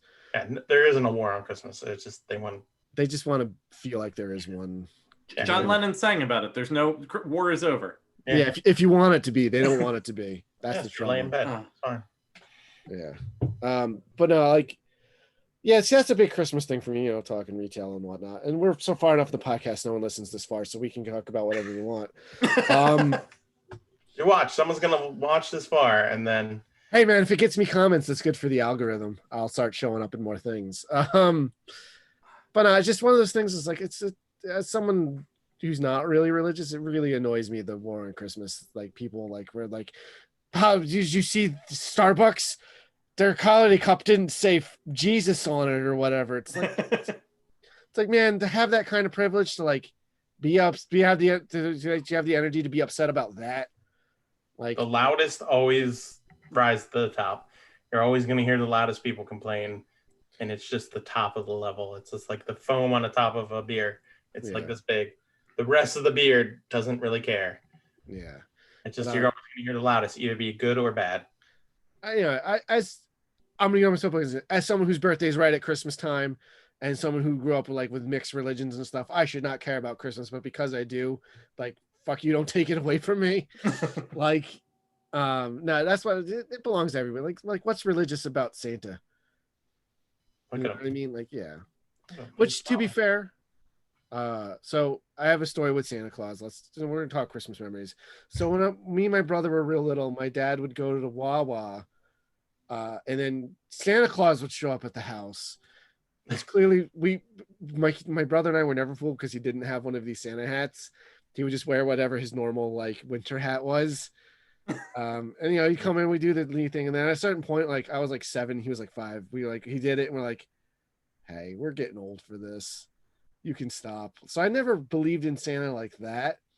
But I like to tell people as an adult that like I believe in Santa because I believe that, you know, we all giving it, you know, the spirit of him. That we all are Santa. You know, you give people presents and you try to be generous and nice, especially this time of year. I don't know. I try to carry a little bit of that all year round. It's hard sometimes, you know, life just beats you down, not just 2020 life, just life in general. It's easier to be Santa, feeling like Santa during Christmas time because it's around. Yeah. When we found out that Santa wasn't real, my parents actually made my brother and I carry our gifts down to the tree. And we were, you know, about the same age. So it's like, here we are, they wrapped the gifts, we're carrying them down, knowing what we got. Now, like, you know, as we gotten older, like, and my parents and everything, we've helped, like, my brother and myself help my mom wrap gifts for my dad, and then, like, vice versa, like, we'll help whatever. I was telling Scott, my dad wraps gifts better than any person I've ever seen. Man. He's the one guy that I've ever seen can wrap a gift with 3 pieces of tape. That's impressive. And it looks great. I end up looking like give me a whole roll of tape and I'm wrapping up like a CD. Yeah. with Yeah. NES, but I yeah. think I have the unique experience in at least in this call. So my little brother's 18 years younger than I am. Mhm. So I'm the only person who's really had to play Santa, so to speak, on this call. Yeah. Yeah. Yeah, I never played in the truest form, yes. Yeah. Yeah. It's because Christmas has always been hold on. Hey, Becca. Tell Becca, But- tell Becca to tell us about when she stopped believing in Santa Claus. I will when Yeah. she comes up.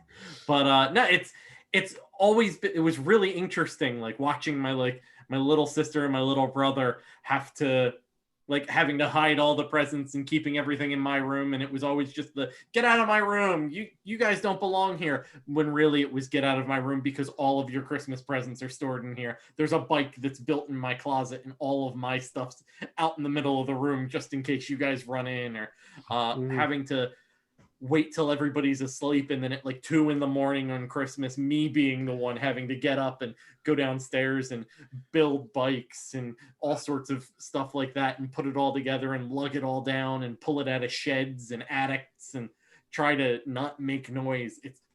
It's really interesting experience to. I mean, it sounds like it was fun. Yeah, that I'm like, That sounds awesome. yeah, like I'm like I would die to do that. I can't wait till I have nieces and nephews. I'll do that stuff. Like the biggest problem is that me and my mom both do it. We're both very early shoppers, so I had stuff in my room that my brother and sister couldn't come into from mid-October. So it was mid-October. I just had to be a jerk and be like, "No, get out of my room. You don't belong here." I always tried to get my shopping done by the end of October as best I can. Sometimes you got to wait until a certain video game or something comes out so you can get it. But yeah, I at least have I know I'm getting everyone list done. But I know one of the things, one of my more recent traditions I started doing. Is Becca joining us? I think so. Hold on. She I'm want gonna to talk attempt to about figure Santa? out. So Yeah. let me try and I'm gonna change my audio. The employee of the month.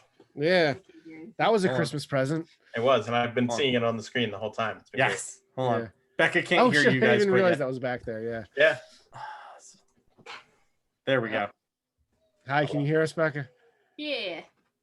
So when did you stop believing in Santa Claus? Oh God. I don't That's know. what we're just talking about. Welcome to the podcast. When did you Yeah. Damn. Yeah. I honestly don't remember. You- I all right. have a bad memory in general. You do. So Becca, what's some of your favorite Christmas specials? We talked about Die Hard. We talked about Olive. What else did we I talk hit about? Olive and Christmas Chronicles for you because I wasn't sure if you were getting home in time. Yeah. I was gonna say I love Olive the Other Reindeer. It's a very good movie. Yeah. I mean, you probably mentioned I love Muppets Christmas Carol. It's one of my favorites. We talked about that. We talked about how Mickey's is better. Yeah. Wrong. Yeah. Fine. Yeah. No. I mean, those are my main I went over Christmas tree. Christmas tree is good. I'm trying to think of whatever else I had on the list of things. But we just watched Christmas Mail, which was another really bad. Oh no! one. Oh, I didn't talk about that one. That one was awful. It was very bad. You want to All talk right, well, about Christmas Mail? Yeah, let's talk about it. It was literally just this man has his his brother's orphaned daughter now, and he's a mailman, and the boss is trying to get him to get dirty deets on the new hire who mysteriously shows up at USPS and mysteriously just starts answering mail, and the boss is afraid she's going to take his spot or something like that. And Believe it or not, I've seen this one. yeah. Oh, It's literally yeah. just he's Yeah. going to try sabotaging her, but has very bad motives, and then falls in love with her, and then oh no, she finds out. No, then he confesses love, and that's the end. It's very bad. It's very bad. It's not good. It's a really bad movie. I highly recommend it. So Becca, what are some of the traditions you've had over the years? Funny enough, one of my weirder ones is my parents we didn't decorate the house until after December 18th because that's my birthday is December 18th. So December 19th was always, which was a pain because as a kid you Oh, love God. Christmas, but my Yeah. parents were like, no, That's the story I didn't tell. But go Yeah. ahead. it Yeah. was always just no, your birthday, it's your birthday, and then Christmas. Jesus' birthday. So my birthday's too close to Christmas. You at least have a week. Yeah. My dad we're decorating on Christmas Eve if that's the case. So Yeah. So your dad's birthday's Christmas Eve. yeah. Yeah, my birthday's too close. It just all gets lumped together. It's not a big deal. I mean, I think it was also just an excuse not to decorate the house in, early December. But, Yeah. what you gonna Yeah, do? my mom's the driving force of putting up lights and stuff. Yeah. I'm that. I love decorating. Like I don't know why. I just love putting up the lights. I don't put up anything outside until it's dark. Mhm. So like I'll go out, like all the neighbors were out during the day putting all their lights up. I waited till like 6 o'clock. It got dark and then I'm out there in the cold putting the lights up. Yeah, see, I don't like the cold, so I don't really do that. But you got to see where the lights are. How am I going to see what it looks like in the middle of the day? Yeah. Well, you got to fix everything. It's And Yeah. I've done the inside. I'm the driving force because for years I've taken off on December and I've gone to my parents' house and I'm the pusher of like, hey, we should decorate. Like I went over there yesterday and helped them pull out like most of their trees and all the decorations and made sure that blow mold Santa that I have at their house is out and in full display. So, Well, I know, speaking of you and decoration, I know you have a collection of something that's probably a little interesting for people. these guys. You got, how many Santa light up Santas do you have now? 5 altogether and various. This is the biggest one. They're all old. None of them are new. None of them are brand new. This very one's the one that started it all. This is the most important one I have. That was my grandfather's. So my memories of going to my grandparents' house for Christmas and there being the Santa on the front porch and getting these crazy gifts that I never thought I'd get from my grandfather. This gentleman right here is the one I saw. I said in the beginning I would have had him plugged in, but there's a 100-watt light bulb in them, so it just would have been blaring. Vision. I put him in the window in the room next to us, right outside, block him with one of those like you're doing a school science project poster boards behind him. Yeah, the ones that like they're tri-fold. Yeah, so it covers the window and he's in the window all the Say- time. You can always see him, and then I plug him in and he's bright and you can't miss him. We're friends with your neighbors across the street, and when you first started doing that, they're like, he just has the Santa in his window always looking at us. Yeah, it was always looking at Pete's window. It's so bright. 100-watt light bulb. He's a porch. He's supposed to be on the front porch, so he's got to be a bright light. You know, it's Could put a dimmer light in it, but who no, Santa needs to know where you live. It's fine. he knows when you're sleeping. I was about to say, one of the more recent Christmas traditions I started doing is when I was living in Summers Point, and I was like, oh, I've got an address now. Let me start using it. I started sending Christmas cards. I'd make a new one every year. And I've been cleaning up my room, and I found like a bunch of old ones. But I usually like make them like something pulp related. This year I did the "This Is Fine" meme, but with a Santa hat and a tree, just because 2020 is on fire. But I really like sending out Christmas cards. I know I've seen some people like they keep them and they make them part of their Christmas decorations on like their fridge and stuff now. I'm like, oh, that makes me feel really good. They're really goofy and silly, but like, I don't know. I like, it's the one tradition I kind of kept. It's the one I kept this year at least. My mom keeps all the Christmas cards, and what she ends up doing is like, you open the card and the writing's on one side and nothing on the other. She cuts the one side and saves the front, and that turns into the tags that you put on the gifts. Because all you do is you cut out, because every Christmas card has like a Christmas tree on it, or you cut it out, you tape it onto the thing, and you can flip it up and just write to whoever from whoever. That's what she does, and it just adds a little layer. And we save the tags too from year to year, so you don't have to you go through the bag of tags and be like, oh, this one says because mom. Mom and dad and stuff. Yeah, that works. That's actually kind of cute. I really like that. There is a tradition my mom used to do. She hasn't done it in a few years because of everything going on with her. She makes pizzelles. Oh, they're so good. She hasn't made them in forever. Pizzelles. Cookies. Oh, they're delicious. They're like flat iron cookies, typically flavored with anise. Yeah. I don't know these words. I didn't know about them before. Oh, they're so good. They're good. And there's nothing better than homemade because you can buy them in containers. They're just not as good. I'm upset that COVID has hit the way that it has. My mom has a like a handmade, like the iron ones that you have to put over like an open flame. Oh wow. She has an iron like that, and she can't use it because she has an electric stove. And I'm like, hey, I've got a gas stove. I want to take that, but I won't be there until Christmas. So it's like, well, Yeah. I might like Christmas Eve just be like cranking out cookies on So a good, though. stove. So good. But she used to do that. I know Sean, talking about him, I know his grandmother used to make cookies for everybody. And he would like, I remember those cookies vividly that when she passed, he started making the cookies, and Oh yeah, I know he brings them to the store. he has them all the time. And they're just like, I love them because Mhm. I like cookies. So Yeah. I'm like Santa. I like cookies. I'm all right with milk. But, a thing I always liked was the store's Christmas parties. I miss this. Well, I miss them because we're not doing one this year. For obvious I reasons. love everyone getting together and hanging out. I also love the the Secret Santa stuff. Yeah. I always liked that. For most of the time, I wasn't part of it. There was that one year I bought it for like everybody, and it was nutty. But there's been times where like I know I got like the Atari one. I remember vividly because I wanted an Atari, and I remember being in the store, and it was downstairs still in the mall. Mhm. And I believe it was you, Scott, and Tim. Yeah. Like an Atari, and we were testing it, and you're like, well, what games would you want to test? Yeah. And you were like, what games would you get if you wanted to buy them together? I remember helping you guys put all this Yeah. together and clean. Yeah, this we're up. like, I'm like playing it, and then it didn't click until I opened it up. Yeah. Really? I thought we were being very unsubtle. I think. And I was being blatantly just clueless because I didn't get it until I got the thing. I was like, this isn't me. Like I didn't catch it.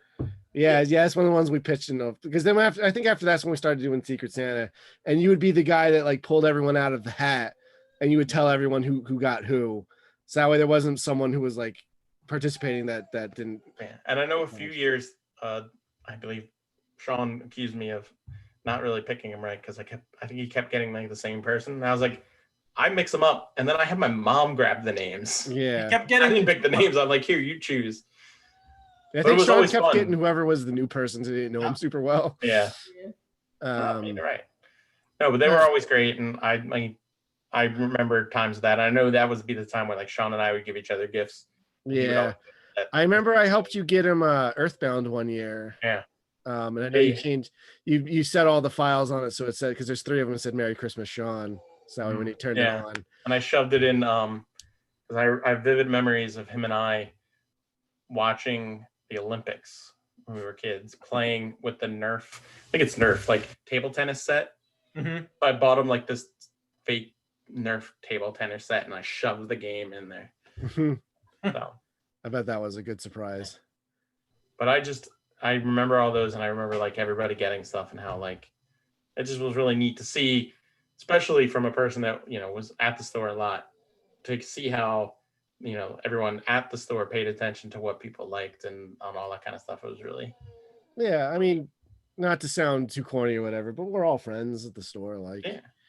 we've been very lucky. There's only been like 1 or 2 people that we didn't necessarily get along with like that, but yeah, for the most part, everyone's with.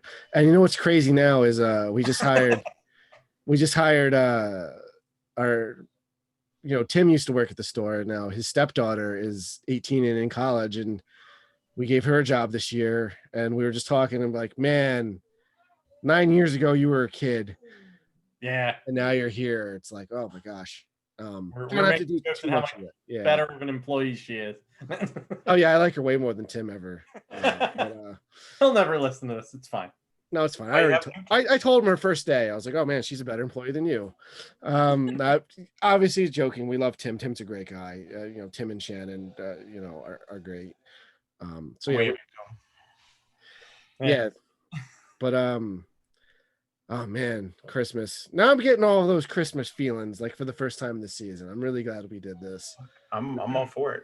I hope this episode becomes a Christmas tradition for people, so I don't have to keep recording a new one every year. No, we'll record a new one every year. We'll just Yeah. talk about the exact same things in the same order. We only That's talked fine. about music for about 5 seconds. I can still go. Oh, yeah. man, I've got Spotify up, like I said. I don't Oh need yeah. it. I got it right here. Well, Becca, what's some Christmas stuff you want to touch on? We'll let you know if we hit it or not. Oh, what? Anything? Anything. Yeah, we've kind of gone all over the holiday here. Yeah, it's the holiday season. Yeah. And whoop-de-doo. Hickory dock. Yeah, I don't. I not much. You talked about the movies I like watching. Yeah. I mean, if you hit music, We hit music for like 30 2 seconds. We can talk more music if you guys want. Yes. I mean, no. Yeah. That's my connection. I mean, like I said, I don't watch a ton of movies. Music was always my thing. We'll say, yeah, you were always a big music guy in general. Yeah. I would love to do some music episodes, but like I think it's hard to talk about music specifically without playing some clips. Mm-hmm. But like I can't really put that out there then. But You could do it in a way where you could talk about the stuff and then go, if you want to hear these songs, you know, Here's the playlist. we'll figure it out. We'll figure it out off air some point. Yeah. But I have plenty of excuses to have you on the show, Joe. We'll talk about baseball again, I'm sure. That baseball episode is great. I'll talk about anything that I know anything about, and Yeah. I'll even ramble about stuff I have no idea about. That's what I did during the baseball one. Oh, you were fine. No, I didn't know. I was shocked myself how much I had to say in it. But like, yeah. So Becca, what's your favorite Christmas song? I don't know. I'm not much of a person for favorites. I do. What's a handful you like? I feel like you need to hear, yeah. You know, I'm like trying to like look at the list that Brian has up because I'm just like, Rudolph. I'm like, no, that's a bad pick. Yeah. What's his face from Christmas Story? A football. A football, yes. I mean, I honestly I love the trashy ones. I really love like All I Want for Christmas Is You and Oh, what's Last the new Christmas one? and It's Not Christmas Till Somebody Cries, Yes. which is great by Carly Rae Jepsen, which is Oh my god, I love Carly Rae Jepsen. I need to listen It's to so it. good. She made a Christmas song and it's called It's Not Christmas Till Everyone Cries, which is great and I love it. There's only one song I don't want to hear at Christmas, and it's my most absolutely hated song in the whole world. And it's that Paul McCartney song. I don't want to talk about it any more than that. Yeah, I already made one joke about it. I hate it so much. It's terrible. You're all heathens. I like it. I hate that song. I like any Christmas song, and I just love that it fits for Christmas. It's not like I wouldn't go down in history and go, that song was brilliant, especially for like Paul McCartney. It's not brilliant, but it fits for that weird Christmas. It doesn't work any other time, but it's a song I remember hearing, and when I hear it, I'm like, oh, it's Christmas. Well, I'll say this about Paul McCartney. And this is something I've always said. We can save it for a more in-depth Beatles discussion at some point. But McCartney and Lennon are better together than they ever were apart. Yeah, they hit more together. Their songs together are almost entirely like gold, every single one. I'm hard pressed to find songs from them I think are that great on their own. To tie it into baseball, when they're together, they usually go 3 for 4 with like a home run and 2 or 3 RBIs. When they're by themselves, they go 1 for 4 with a walk. And they got bad average. Occasionally they're gonna hit. Occasionally you're gonna get Maybe I'm Amazed, and occasionally you're gonna get Imagine. But other times you're gonna get those are the two. And I can't even think of a Lennon. Yeah. It's just gonna be garbage. Like George Harrison's a better individual songwriter on the beat. Is the best individual songwriter to beat. Yeah, all you need is all things in past for stuff to go. Yeah, Brian, again, I'm sorry, Brian, you've gone mute somehow. No, I love the Beatles. I don't associate them with Christmas though. No. Speaking of Last Christmas though, did you guys watch the movie with Emilia Clarke based on it? No. Yeah, I think it'd be up your guys' alley. I don't want to talk about it too much then if you haven't I seen didn't it. talk about the Hulu movie that we watched. Oh, Happiest Season. It was actually pretty good. It came out this year. What is it? So it's Happiest Season. It's starring Kristen Stewart as Dan Levy. Oh yes. Is that the one with Aubrey Plaza in it? Aubrey Plaza's in it. too. Okay, I have heard about it. I didn't realize it was a Christmas movie. It's just one of those. It's a like rom-com-ish video, but it's Kristen Stewart and her girlfriend, like longtime girlfriend. Like she's planning on proposing, and like they're having a fun night, and she's like, "Oh, I'm gonna come to your parents' house for Christmas because I'm an orphan and I don't have parents." It's like, "Oh, cool." And then like I halfway mean, up, that's not very cool, but yeah, it's very cool. But halfway Yeah. up the ride, the girlfriend's like, "Well, I haven't told my parents I'm gay." And Yeah. so it's just this whole them hiding that she's gay, and like the parents are terrible and like say all these dumb things.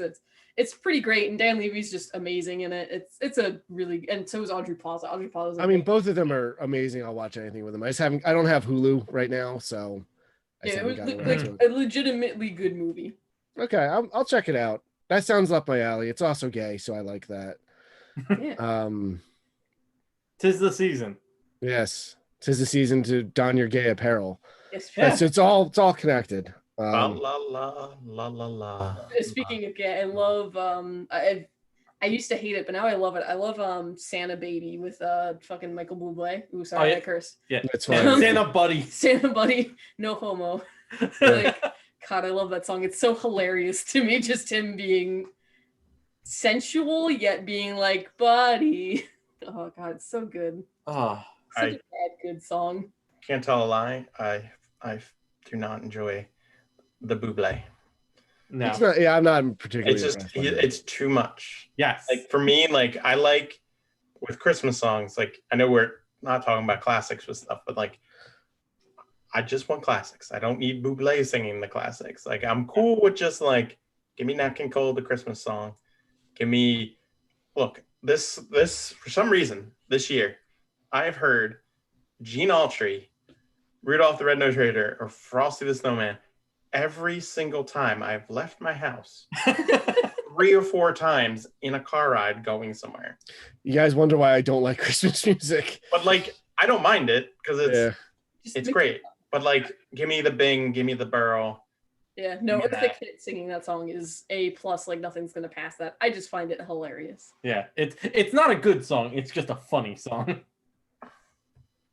Yeah, wait. So I guess was it a cover? Who did that song originally? Because I can only picture a woman singing it in my head. Eartha Kitt. Eartha Yeah, Kitt. Yeah. Was it Eartha Kitt? That's what I thought. Yeah, Catwoman. Yeah. Yeah. Well, one of the cat women. Number 3. One of the better ones. Yeah. I kind of love Eartha Kitt's Catwoman best, but we'll save that for a Batman discussion. Joey, Yeah. we got to talk about the '60s Batman at some point. I'm game. Yeah, Yeah, Merryweather obviously holds a spot for me. of course, very classic. But Yeah. I don't know. Eartha Kitt's making it her own, man, with her purrs and cat puns and stuff. So good. Yeah, it's But great. yeah, Christmas. But no, for me, Christmas songs, because I didn't mention any of the weird ones I like. And you haven't. Yeah, let's hit them up. Let's go back to it. Like obviously, Last Christmas. Yep. Love has to Last be played. Christmas. That's a mandatory. Like that's my one of my that's my favorite like weirdish Christmas song. Like the Christmas song by Nat King Cole is like my favorite. But there's always little things like I love the beginning of like Let It Snow with Dean Martin, Mhm. where it just has it's the little musical interlude in the beginning, and then he just goes, "Oh, it's my favorite thing in the world." Just that little part. What else? Weird ones. I love the barking dogs doing God. Jingle Bells. Mitch Miller doing "Must Be Santa." That song's bizarre. Yes. It's like it's the better version of the 12 Days of Christmas, because the 12 Days of Christmas is just too dang long. Oh, I The, hate the 12 Days of Christmas so Yeah, much. the Mackenzie brothers, so Rick Moranis and Dave Thomas from SCTV fame, do one, and it's like the 12 Days of Beer. It's great. I It's like remember that one. 3 minutes long, and it's like, the first Don't day they of get too Christmas by drunk CeeLo during Green. it to finish it? What's that? Don't they get too drunk to finish it? They don't finish it, and it just skips ahead to 12, and then they go down, and it's like Yeah. 5 Yeah. golden toques and a beer and a tree. It's perfect because the 12 Days of Christmas goes on forever. It's Yeah. 12 days Fun of it. long. Yeah. They actually made fun of it in Pee-wee's Christmas special with Dinah Shore on the phone, who gets the leg on the 500th day of Christmas. Yeah. Magical, because it just goes on forever and it's just too long. But It's so repetitive. Yeah. Christmas at Ground Zero by Weird Al is great. Yeah. It's a good Uh, one. You don't love Grandma got run over by a reindeer? It's okay. That song's good. Yeah. They made a whole cartoon about that too. Yeah, that was a choice. Yeah. That one's okay. I know they sue Santa, right? Yeah. It's been Yeah. a minute since I saw it. I know it's got Katie Seagal as like the evil aunt. Oh, It's a Peg weird movie. Speaking of Christmas, 12 Days of Christmas, there's the 12 Pains of Christmas, which is not a good song except for the guy who's complaining about putting the lights up the entire time. Can relate. Yeah. Yeah. That's the other Christmas story that I didn't tell. So I know you were saying, Joe, that you put your Christmas lights up when it's dark. Yes. My family is the type of family who National Lampoon's kind of like that, like 12,000 lights up on the roof type of thing, typically. Yeah. And so you have to start at like 7 a.m. and you're done right around midnight. All right.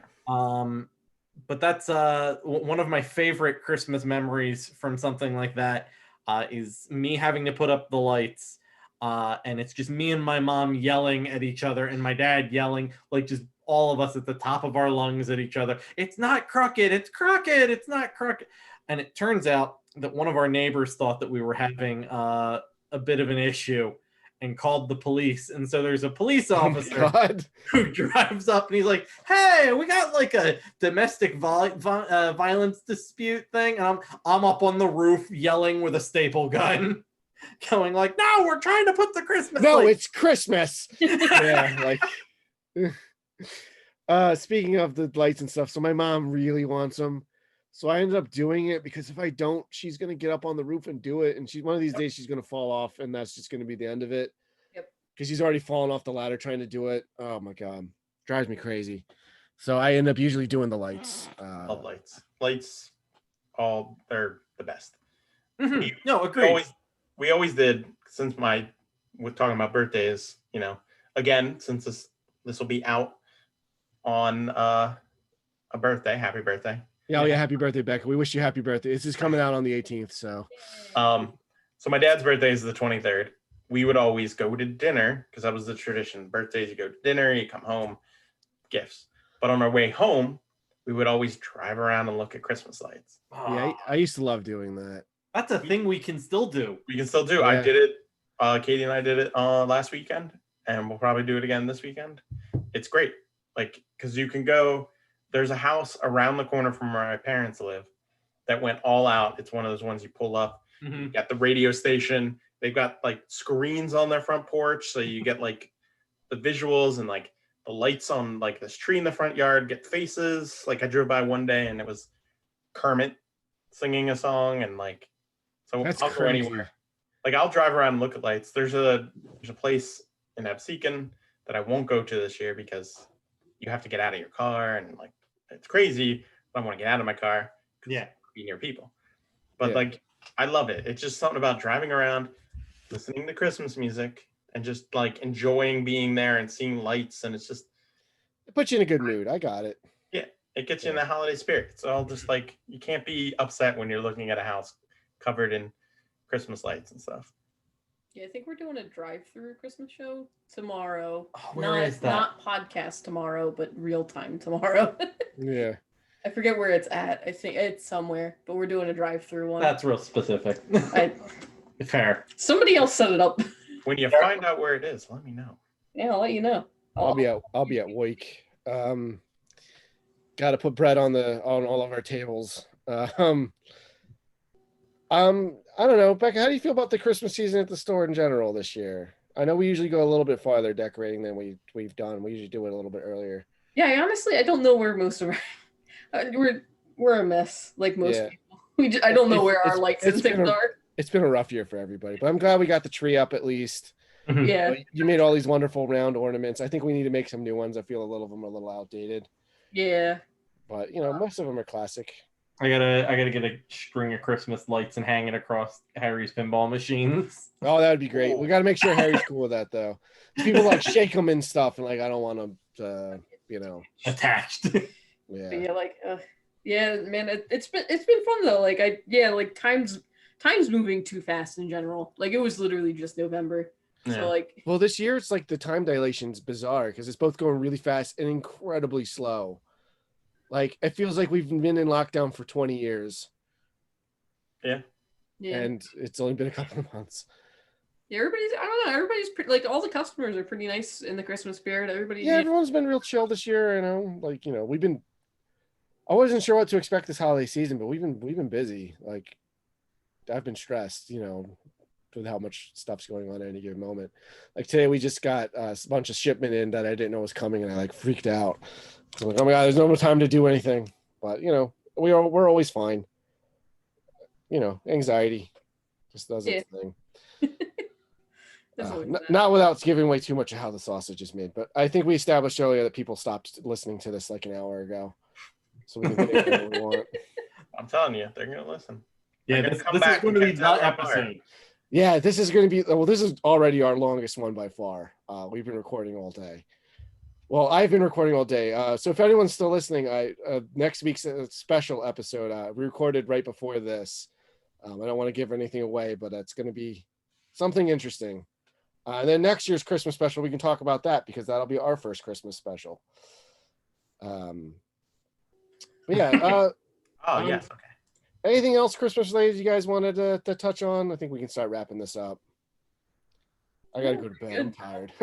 I think we hit most of it. I mean, we could dig through movies and music and all of this stuff all night, but we gotta save it for year 2. Exactly. We gotta come back and we gotta go through. I'm sure we'll get some fresh faces on. Again, like I always say, we'll circle back to topics every year. We'll definitely do a Christmas special every year. Whether or not it'll be on Christmas or not, since I like to release on Fridays this year, next week, as of this, is going to be on Christmas. So we'll have a special episode for that. But I guess I'll thank everyone for listening. I'll thank you guys for joining us. I'm glad you were able to make it on for a little bit, Becca. Yeah. I know we wanted to have you on, but we both work at the store, and generally one of us is here, one of us is there. Either that or both of us are there. That also happens. Yeah, that happened for a couple hours today. But yeah, thank you guys so much for joining us for just this year in general. Doing the podcast has been a lot of fun. It's been a good excuse to see people, talking about family and getting together. Like, that's what I try to do every week, especially since we've been in lockdown. Like this is the only time I really get to hang out anymore. So I'm happy and thankful that we've been able to do all of this, and I'm glad I'm glad I finally got you on, Brian. Finally had a topic I knew you liked. But on the next topic where it's just talking about Super Metroid and how great of a game it is. Well, spoiler alert, in January we're planning to talk about Sega Genesis, so I was going to reach out to you for that. Oh, okay. There we go. Yes, the better system. Well, we'll if you want to hear us get into that, tune in January 2021. We'll get into that, but have a safe, Merry Christmas and Happy Holidays. Have a safe and celebrate the way you can, but make sure you're social distancing and wearing your masks, and Santa can get from house to house, but you don't have to. So until next time, be safe.